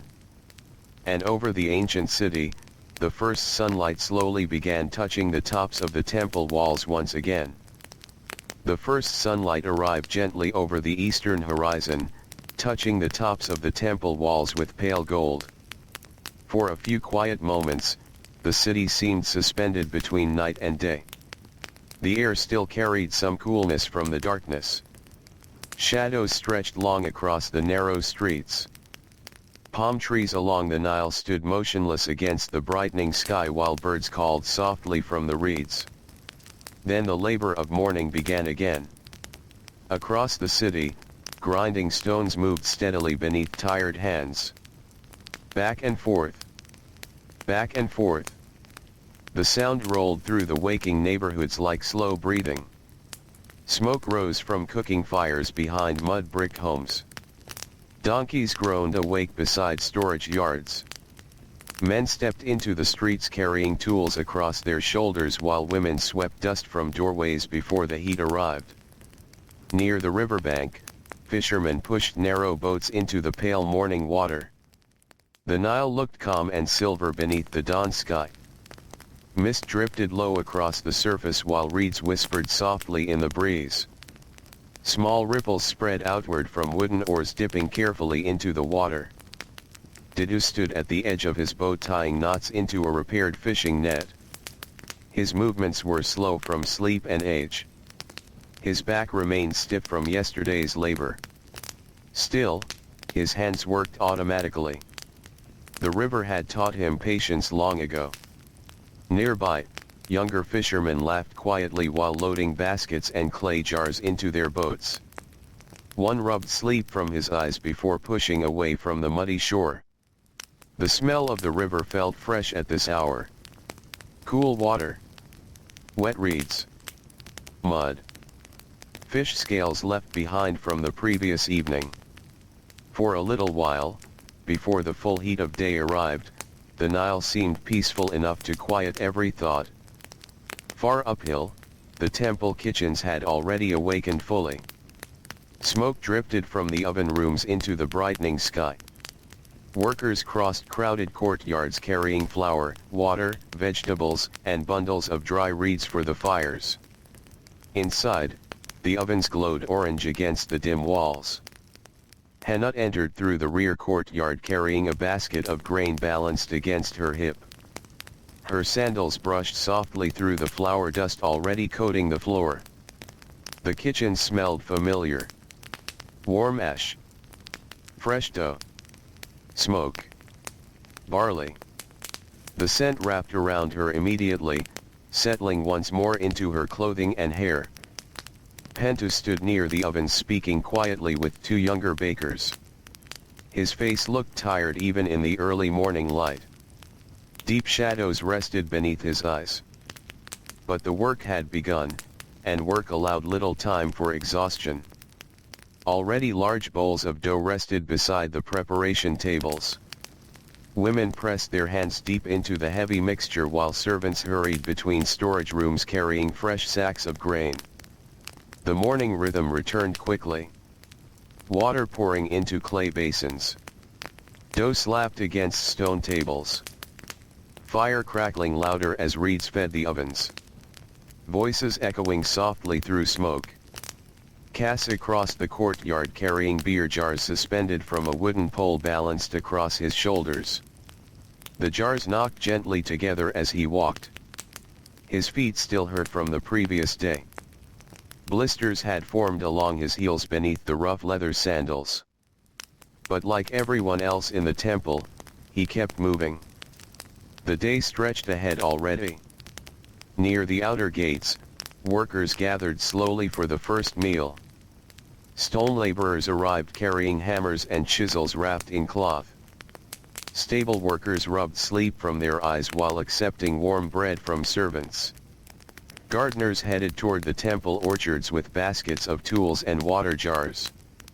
Most people remained quiet during these early hours. Bodies awakened slowly. Voices stayed low and rough with sleep. One old laborer sat cross-legged against the wall dipping bread into watered beer while staring toward the brightening Nile beyond the city rooftops. He looked peaceful for a moment. Then the overseer arrived, and the workers stood again. The labor resumed. As the sun climbed higher, light flooded the temple courtyards. The coolness of dawn faded quickly from the stone floors. Workers wrapped linen cloth around their heads before stepping into open sunlight. The repair crews returned to the northern walls carrying limestone blocks and baskets of tools. Hammering soon echoed through the temple grounds once more. Inside the kitchens, Hannah shaped rows of bread while sweat slowly formed along her neck. The fires had already grown hotter. Nearby, Tia struggled to lift a heavy water jar onto the preparation table. One of the older women helped steady it before returning silently to her work. No one wasted movement. Every task repeated endlessly. Every pair of hands mattered. The temple consumed enormous amounts of food every day. Bread disappeared almost as quickly as it emerged from the ovens. Beer jars emptied and returned for refilling. Fish arrived from the river docks in woven baskets lined with damp reeds. Vegetables vanished into stews before noon even arrived. The kitchens were like a river themselves. Food flowed continuously through them. Near one shaded storage room, a scribe carefully recorded grain deliveries while wiping sweat from his forehead with the edge of his sleeve. His papyrus scrolls listed everything. How much grain entered the temple? How many loaves left the kitchens? Which labor crews received extra rations? Nothing escaped the scribes for long. Even bread had to be counted. Nearby, servants stacked clay jars filled with dates and dried figs along cool stone shelves.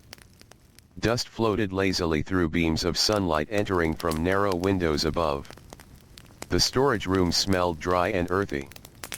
Grain. Dust. Old wood. Oil. The smell of survival itself. Outside the temple walls, the city had fully awakened now. Market stalls opened beneath woven awnings.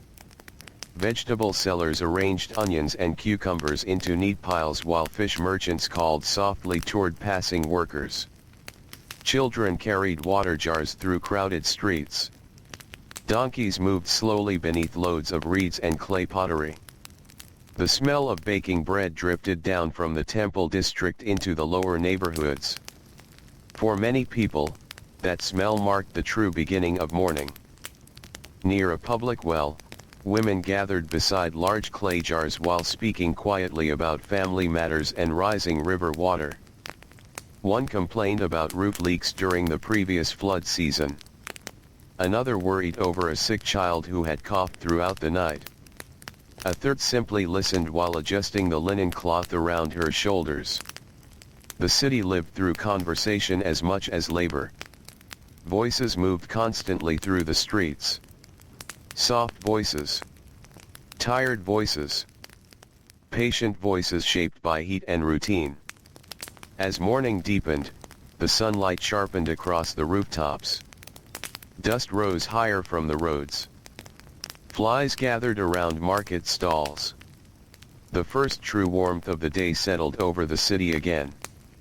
Near the river, farmers worked beside irrigation canals while mud squished between their feet. They repaired broken water channels using baskets of wet earth and bundles of reeds.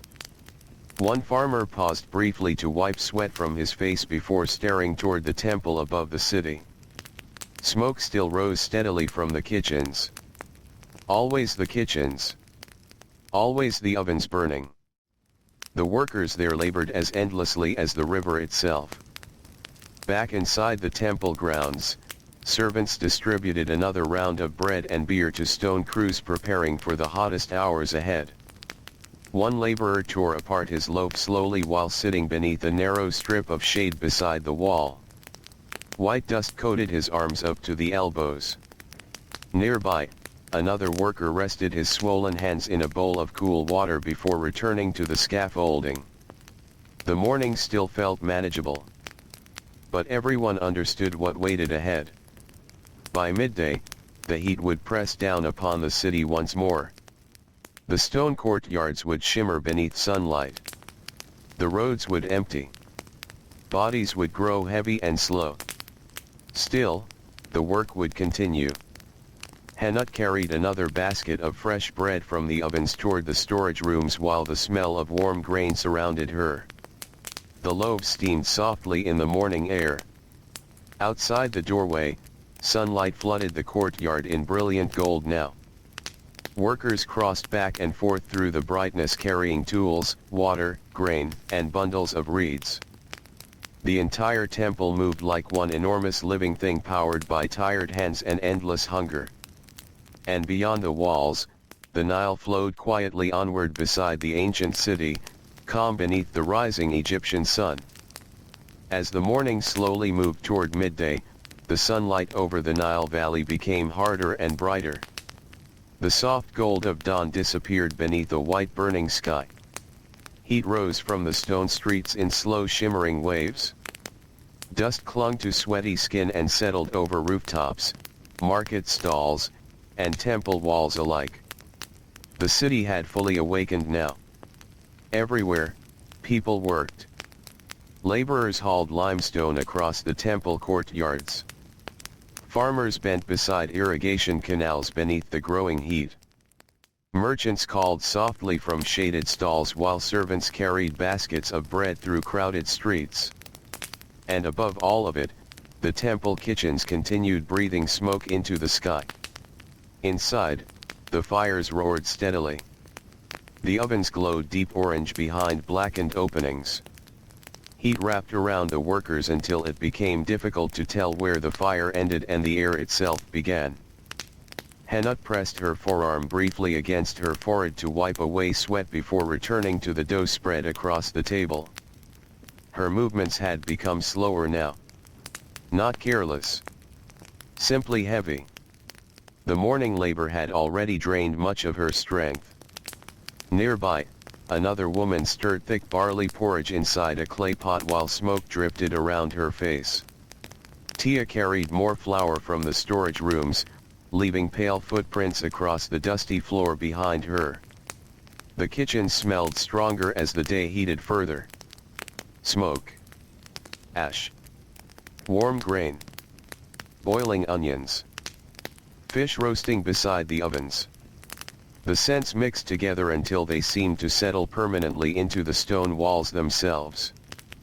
Pentu walked carefully between the fires while checking the baking loaves. He moved with the steady rhythm of long habit. Despite the pain in his joints, despite the exhaustion behind his eyes, he still noticed every small detail. One loaf baking unevenly. One oven growing too hot. One servant carrying water too slowly. The kitchens depended on careful attention. Mistakes wasted food. And wasted food meant hungry workers. Outside the kitchen courtyard, temple servants lowered heavy jars into cool water basins to keep beer from spoiling beneath the heat. Their arms trembled from lifting. One young servant paused briefly beneath a strip of shade while breathing heavily. An older worker handed him a small piece of bread without speaking. The boy accepted it silently. Moments like this passed quietly throughout the temple each day. Small acts of kindness hidden inside endless labor. The temple itself had become louder again now that the morning work was fully underway. Hammering echoed from the repair crews along the northern wall. Scribes moved between shaded halls carrying papyrus scrolls. Priests crossed open courtyards in bright linen robes while incense drifted from sacred chambers farther inside. Even the animals added their noise to the day. Goats cried from shaded pens. Geese flapped noisily near the temple ponds. Donkeys groaned beneath loads of grain arriving from nearby villages. Everything felt alive. Busy. Warm. Heavy with movement and heat. Beyond the temple walls, the markets had grown crowded beneath woven awnings stretched against the brutal sun. Vegetable sellers splashed water over onions and cucumbers to keep them fresh. Fish merchants waved away flies gathering above their baskets. Potters arranged fresh clay bowls carefully upon wooden tables while dust swirled around their feet. The smell of the market drifted through the streets. Sweat. Fruit. Fish. Hot dust. Smoke from cooking fires. Fresh bread carried down from the temple kitchens uphill. Children darted between adults carrying jars or bundles wrapped in linen cloth. Dogs slept beneath carts where narrow strips of shadow offered relief from the heat. An old man sat beside the road chewing slowly on figs while watching the city move around him. He had likely watched these same rhythms for decades. The same heat. The same dust. The same smell of bread each morning. Near the river, Didu and his son worked quietly repairing nets beneath a reed shelter stretched between wooden poles. By midday, fishing slowed. The sunlight became too fierce upon the water, and many fishermen rested until evening. The Nile shimmered beneath the bright sky. Its surface looked almost white where sunlight struck it hardest. Birds stood motionless among the reeds searching for fish in the shallows. The smell of warm mud rose from the riverbanks. Didu dipped his hands briefly into the water before returning to the net spread across his knees. His fingers moved carefully through the tangled fibers. Around him, other fishermen rested beside overturned boats or slept beneath shade coverings while waiting for cooler hours to return. One man snored softly nearby with his arm covering his eyes. Another slowly chewed onions and bread while staring across the water without speaking. The river encouraged silence during hot afternoons. Words required energy. And energy had to be saved.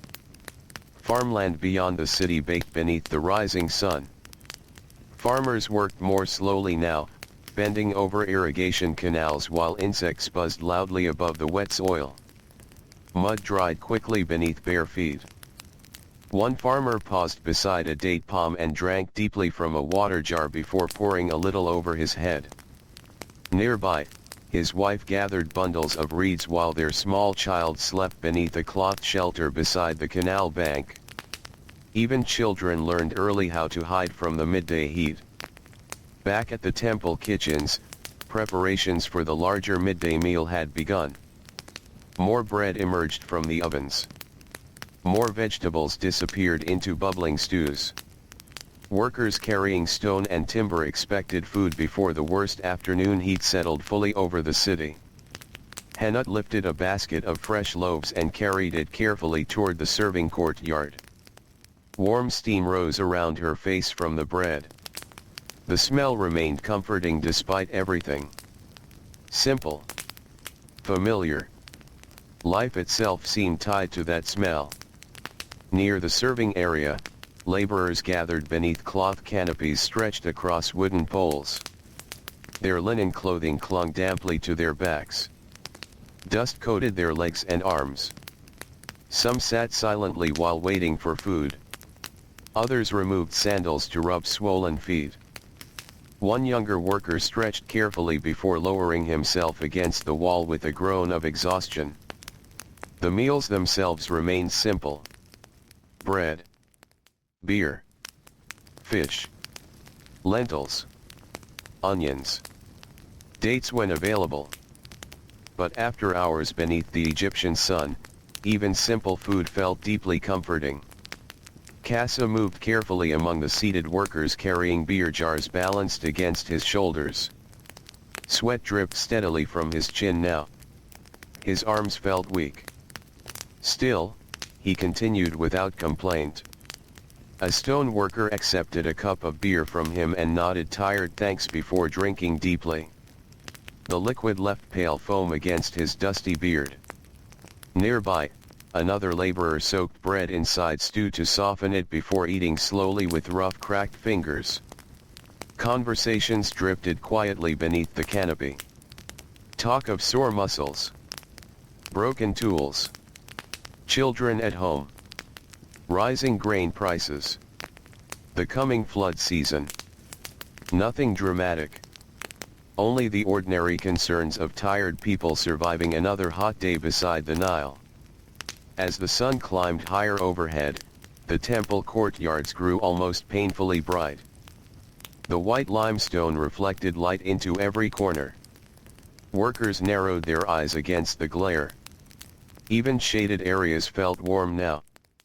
Inside the kitchens, the fires became nearly unbearable. Smoke hung thick beneath the ceiling openings. Henut's breathing slowed from exhaustion while she shaped another round of dough.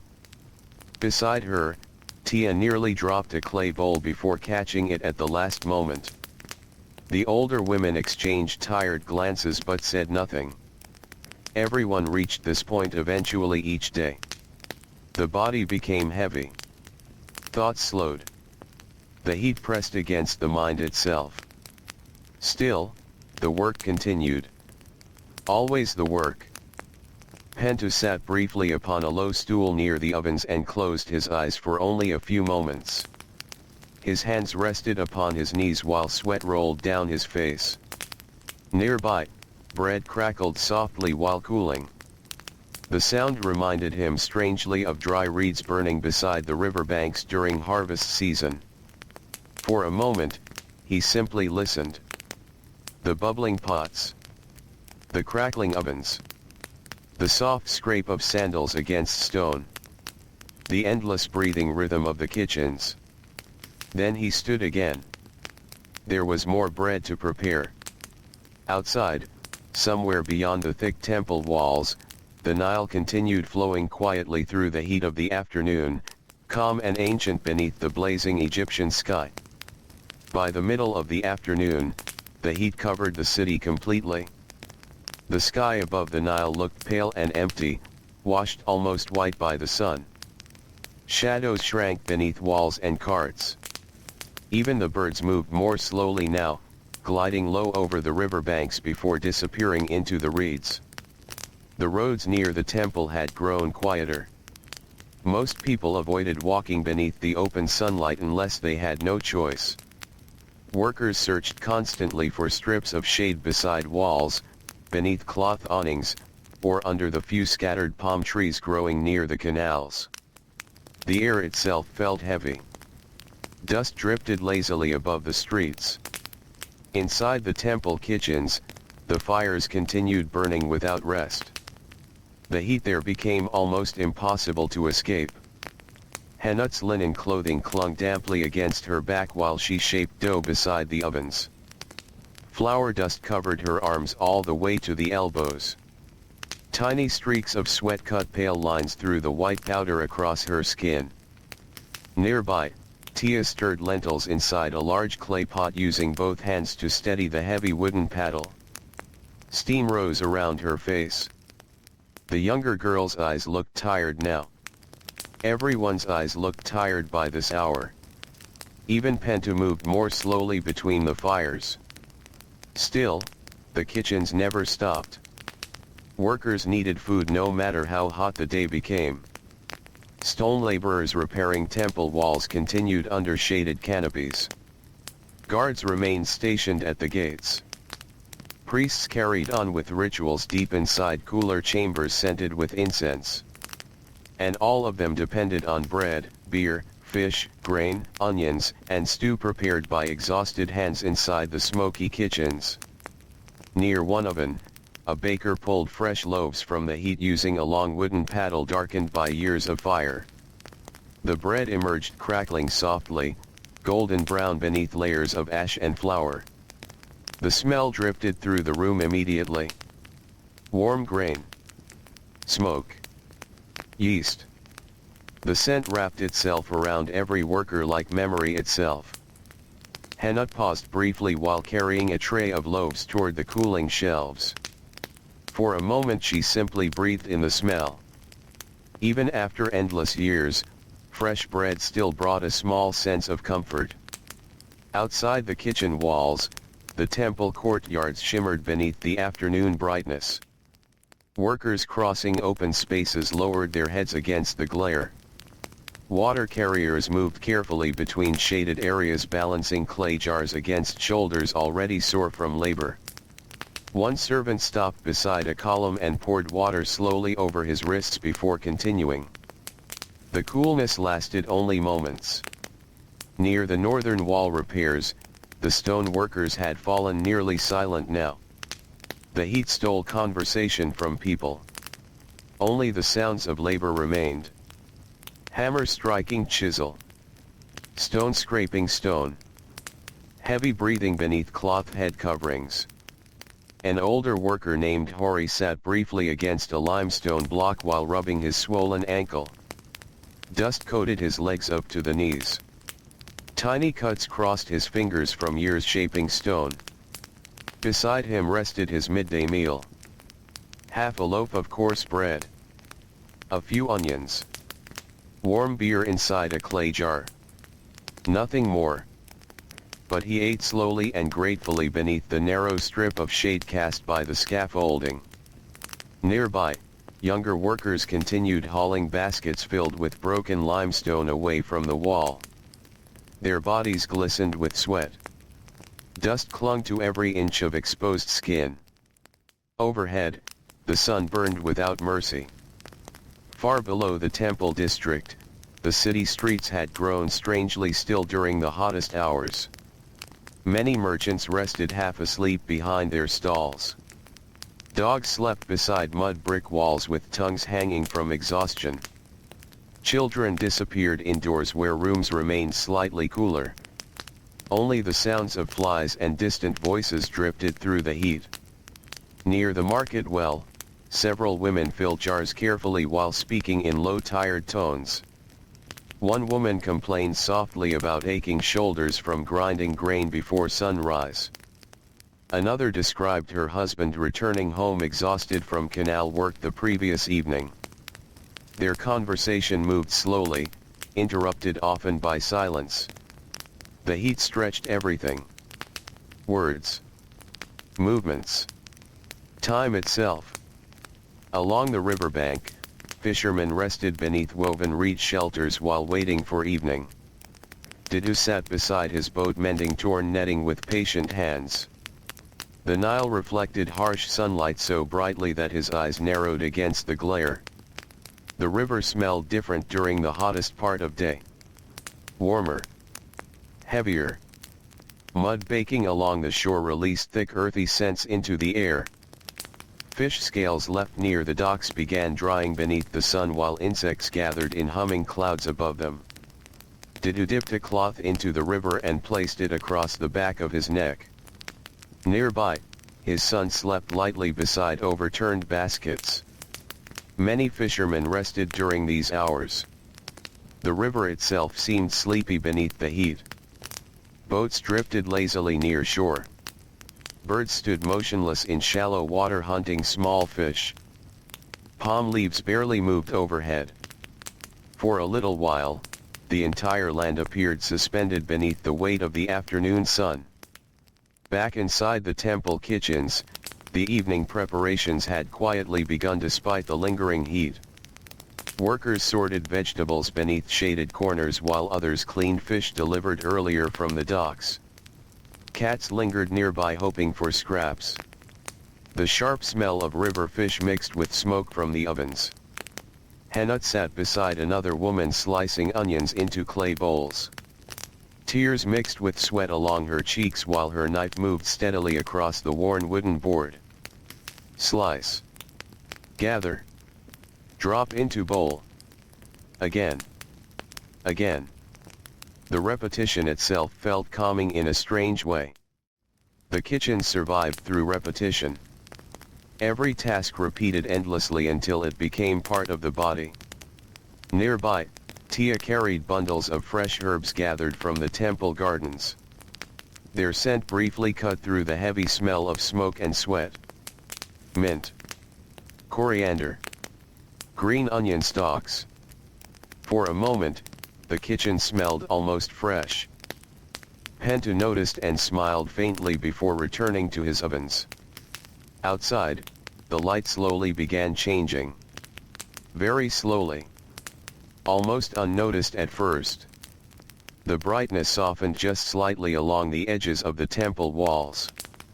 Shadows stretched a little longer across the courtyards. Workers lifted their heads toward the sky without realizing it. The worst heat would eventually pass. It always did. One laborer near the northern scaffolding laughed quietly when a breeze finally moved through the courtyard carrying cooler air from the river. Several others closed their eyes briefly while feeling it against their faces. Tiny moments of relief mattered deeply in Egypt. A cool breeze. Cold water. Shade after sunlight. Bread after hunger. Rest after labor. These simple things shaped entire lives. Inside the kitchens, servants prepared evening trays for the temple officials who would dine after sunset inside cooler chambers lined with painted walls. Bronze cups were polished carefully with cloth. Fresh dates arranged in small bowls. Bread stacked neatly beside jars of beer and wine. The contrast between different lives inside the temple could be seen even in the food. The officials ate softer bread, sweeter fruit, better cuts of fish. Meanwhile the laborers received coarse loaves and thick stew eaten quickly beneath dusty canopies. Yet exhaustion touched nearly everyone in some form. Even the scribes sitting in shaded rooms rubbed aching wrists after hours of writing. Even the priests grew weary beneath layers of linen during long ceremonies. The entire city lived beneath the same sun. As afternoon drifted slowly toward evening, more workers began returning from the outer fields and canals. Farmers entered the city carrying tools coated in wet mud. Their faces looked burned by sunlight. Some stopped beside market stalls to buy onions or dried fish before returning home. Others simply sat beside the road for a few quiet moments before continuing. The smell of evening cooking fires slowly returned to the streets. Smoke drifted upward once more from rooftops and courtyards. Children emerged again into the alleys now that the heat had begun loosening its grip. Their voices echoed softly through the dusty streets. Near the temple gates, Casa carried another load of bread toward the workers' courtyard while watching the sky deepen from white to pale gold. He felt exhausted down to the bones. But evening was coming. And evening meant cooler air. Cooler air meant breathing easier. And breathing easier meant surviving another long day beside the Nile. Far beyond the city walls, the great river continued flowing calmly through the ancient land, carrying boats, reeds, mud, fish, and the endless reflections of the lowering Egyptian sun. The afternoon slowly loosened its hold on the city. Little by little, the sunlight softened across the Nile Valley. The harsh white glare faded into warmer colors. Dust hanging above the streets turned golden beneath the lowering sun. Shadows stretched longer beside the temple walls and across the crowded roads leading toward the river. Workers noticed the change immediately. Bodies straightened. Voices returned.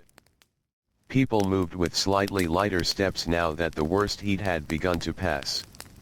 Inside the temple kitchens, the air still remained hot, but even there the evening breeze had started slipping through the upper openings in the walls. Smoke drifted upward more gently now instead of hanging thick and heavy above the ovens.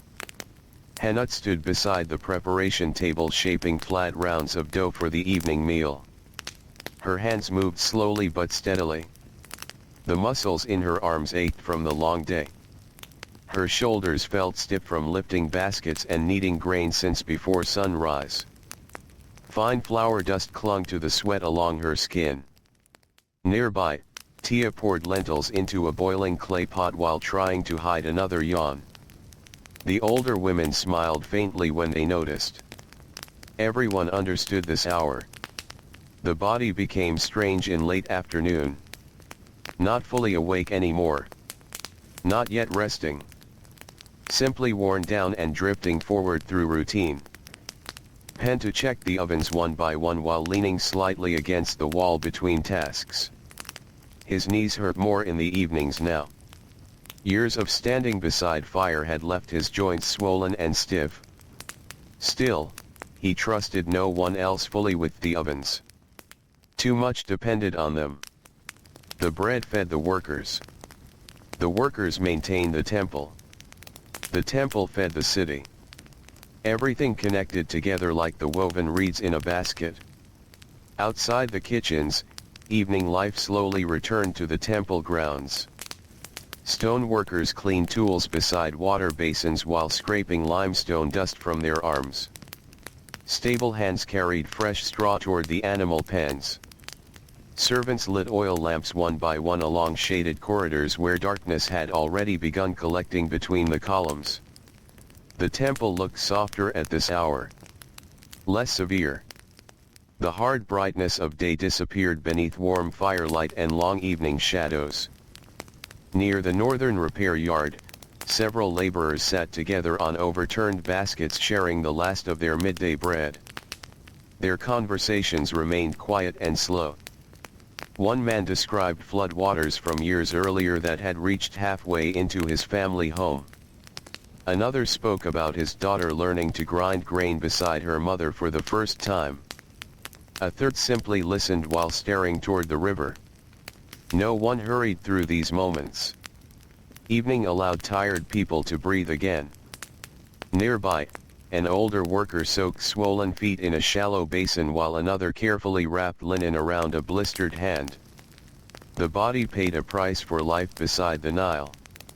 The sun, the stone, the mud, the carrying, the lifting, the grinding, the rowing. Everything slowly shaped the muscles and bones of the workers. Most people accepted this quietly. Pain belonged to daily life the way dust belonged to the roads. Beyond the temple walls, the markets had awakened again after the long stillness of afternoon. Voices drifted through the streets beneath woven awnings. Merchants called softly toward passing customers while evening buyers searched for vegetables, oil, fish, and grain before darkness arrived.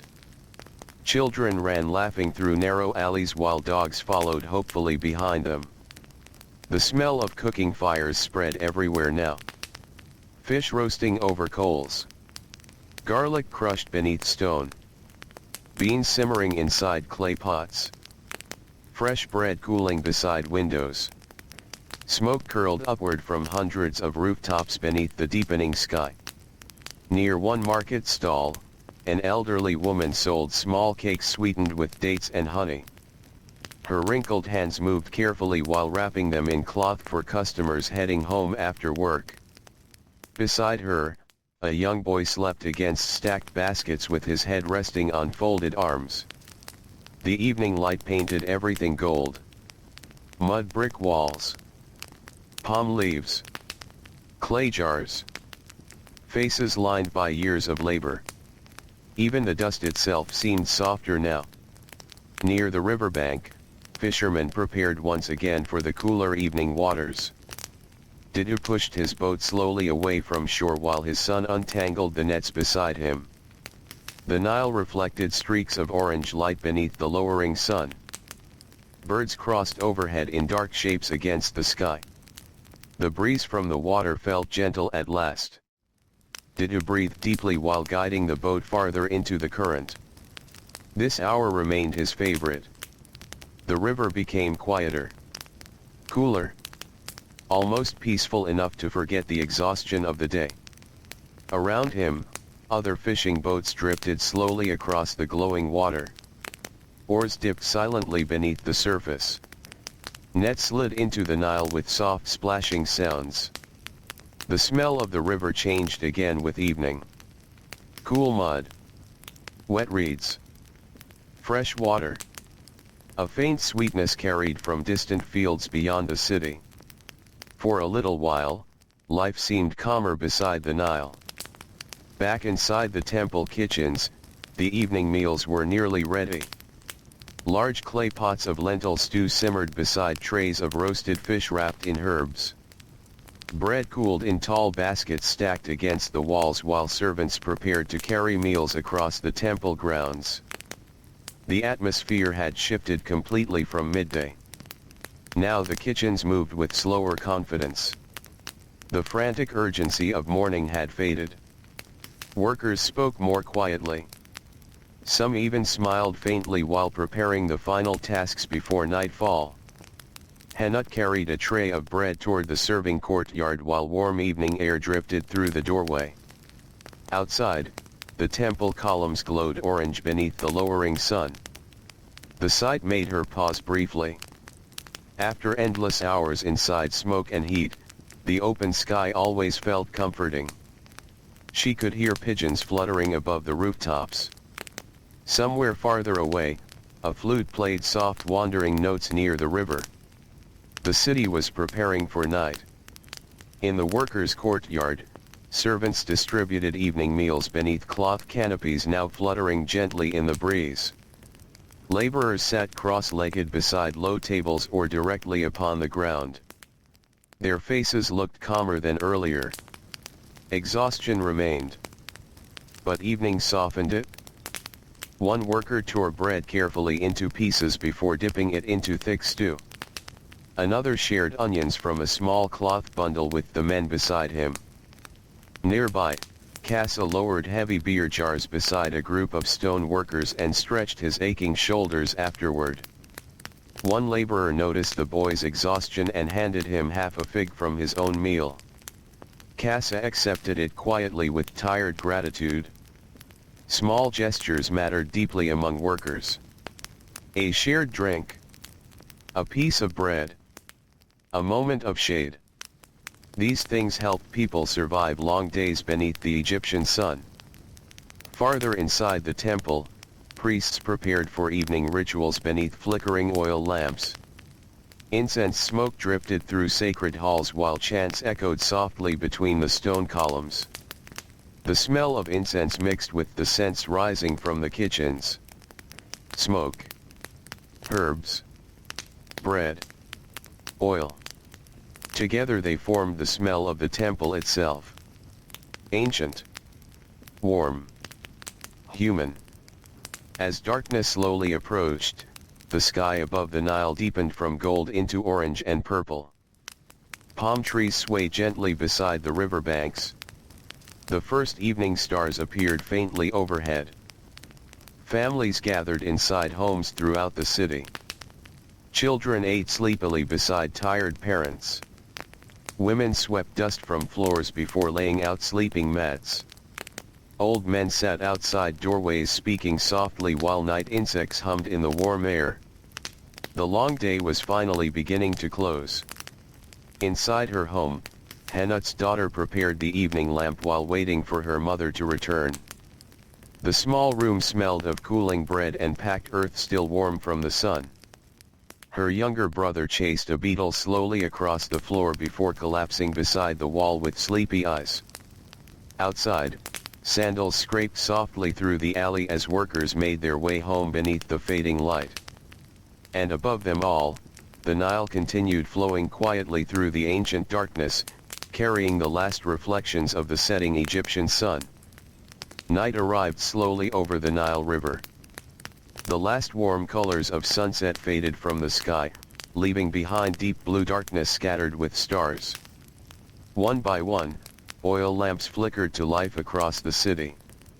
Small golden lights appeared in windows, courtyards, alleyways, and temple halls.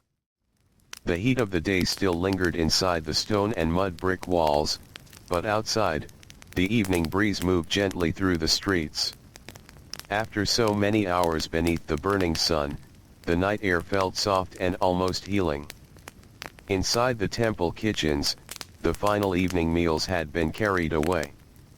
The loudest work was finished now. Only a smaller group of workers remained beside the ovens preparing grain and dough for the next morning. The fires had been lowered beneath layers of ash so they would survive through the night. The kitchens sounded different at this hour. Quieter. Slower. The constant shouting and movement of daytime had faded. Now only softer sounds remained. The scrape of grinding stones. The crackle of hidden coals.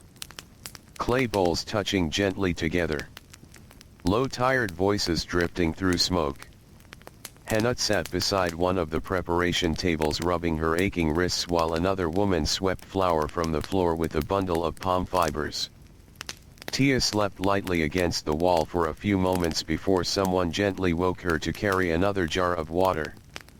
No one seemed angry about it. Everyone understood exhaustion. Pentu remained near the ovens as always.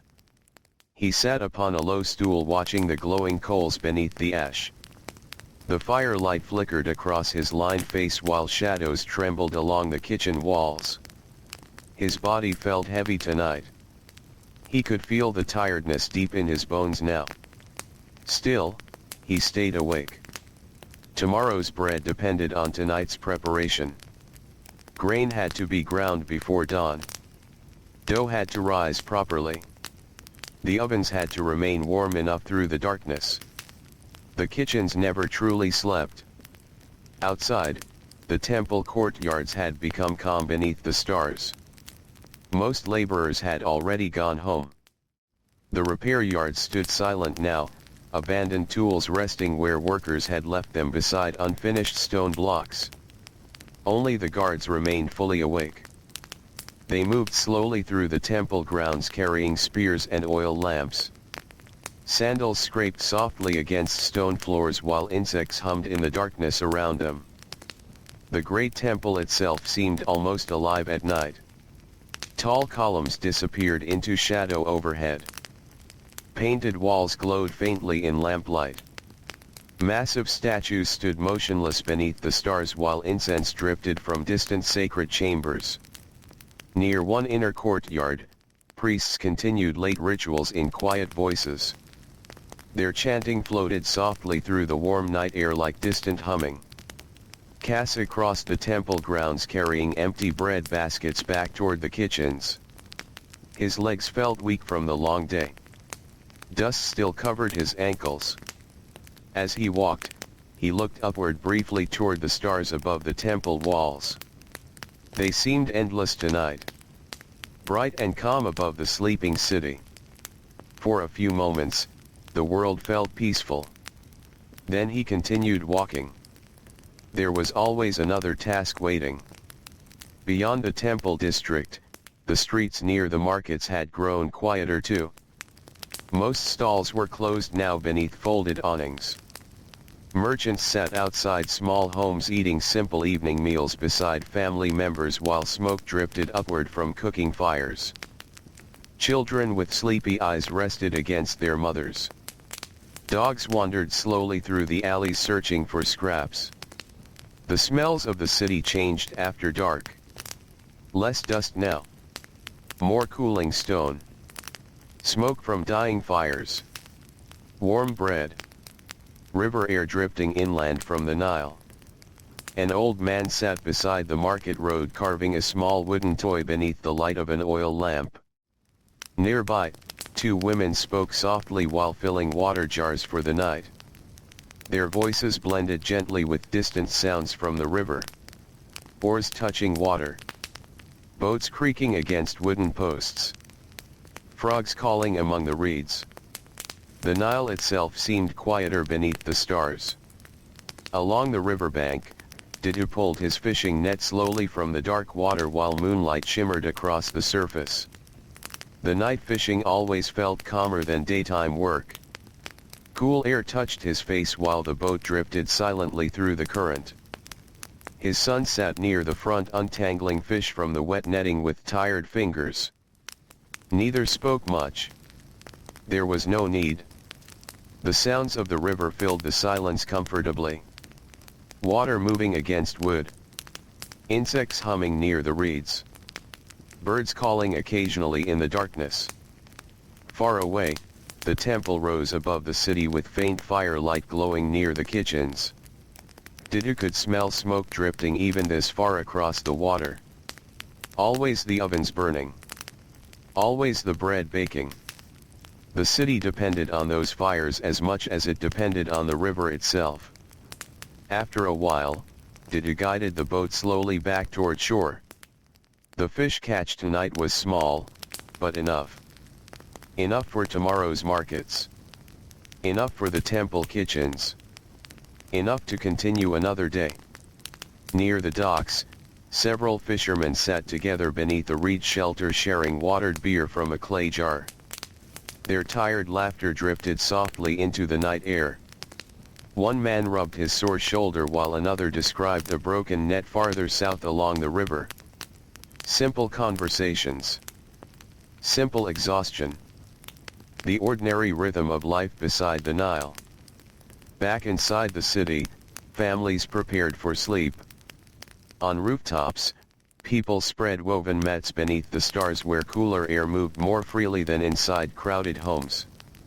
Children fell asleep quickly after long hot days. Mothers folded linen cloth carefully beside oil lamps. Fathers stretched aching backs while speaking quietly about tomorrow's work. In one small house near the temple district, Hannah finally returned home. Her daughter opened the door curtain sleepily while rubbing tired eyes. The room smelled warm and familiar. Dust. Bread. Old smoke from the cooking fire. Her husband already slept near the far wall with one arm across his face. Her son murmured softly in dreams beside him. Hannah sat quietly near the doorway for a moment before removing her sandals. Her feet ached deeply. Fine cracks marked the skin around her heels from years standing beside ovens and carrying baskets through the temple halls. She stretched her toes against the cool packed earth floor. Outside, the night breeze moved softly through the alley. Somewhere nearby, someone played a reed flute. Slow wandering notes drifted gently through the darkness. Hannah listened while eating a small piece of leftover bread from the evening meal. The loaf had grown firm now, but it still carried the smoky smell of the ovens. That smell followed her everywhere. Sometimes she wondered if she would still smell bread even after death. The thought did not frighten her. Bread meant survival. Bread meant family. Bread meant another day lived beside the Nile. After a while, she lay down beside her sleeping children. The oil lamp burned lower and lower until the room became mostly shadow. Outside, the city settled deeper into silence. Only certain sounds remained awake now. Water moving through the canals. Night insects humming beside walls. Occasional footsteps from guards near the temple gates. And far away, the soft endless breathing of the Nile beneath the stars. Hours passed slowly. The moon climbed higher. The air cooled slightly more. Inside the temple kitchens, Pentu still sat beside the warm ovens while younger workers ground grain beneath weak firelight. Stone against stone. Back and forth. The sound echoed softly through the sleeping temple. Tomorrow waited just beyond the darkness. More bread. More fish. More smoke. More tired workers arriving before dawn. The rhythm never truly ended. And above the ancient city, the stars continued shining calmly over the river, the temples, the markets, and the countless sleeping workers resting their aching bodies beside the eternal Nile. The night grew deeper over the Nile River. One by one, the final lamps inside the city faded into darkness. The sounds of footsteps disappeared from the narrow streets. Even the dogs resting beside the walls had fallen asleep beneath the warm night air. Only the river remained awake. It moved slowly beside the ancient city, carrying soft reflections of moonlight across its dark surface. Reeds whispered gently along the muddy banks. Somewhere far away, a fishing boat drifted quietly through the silver water while frogs called from hidden pools among the plants. Inside the temple kitchens, the ovens had finally gone still. The fires rested beneath layers of ash. The grinding stones were silent now. Rows of empty bread baskets leaned quietly against the walls while the scent of smoke and warm grain lingered softly in the darkness. Pentu slept at last beside the fading warmth of the ovens. Hannah rested beside her children in the small mud brick home near the temple district. Her tired hands lay still for the first time all day. The aches in her shoulders slowly softened as sleep carried her deeper into silence. Across the city, fishermen, scribes, farmers, servants, laborers, bakers, and stone workers slept beneath the same wide sky. Some rested on rooftops beneath the stars. Some beside quiet canals. Some near the riverbanks where cool breezes drifted inland through the night. The long day had finally ended. And yet the Nile continued flowing calmly through the darkness, just as it had for countless generations before them. Patient. Endless. Soft beneath the moonlight. The temple walls stood silent beside the water. Palm trees swayed gently in the warm breeze. Far above the sleeping city, the stars stretched endlessly across the Egyptian sky. And slowly, quietly, as the ancient world rested beside the river, the night carried everything into stillness.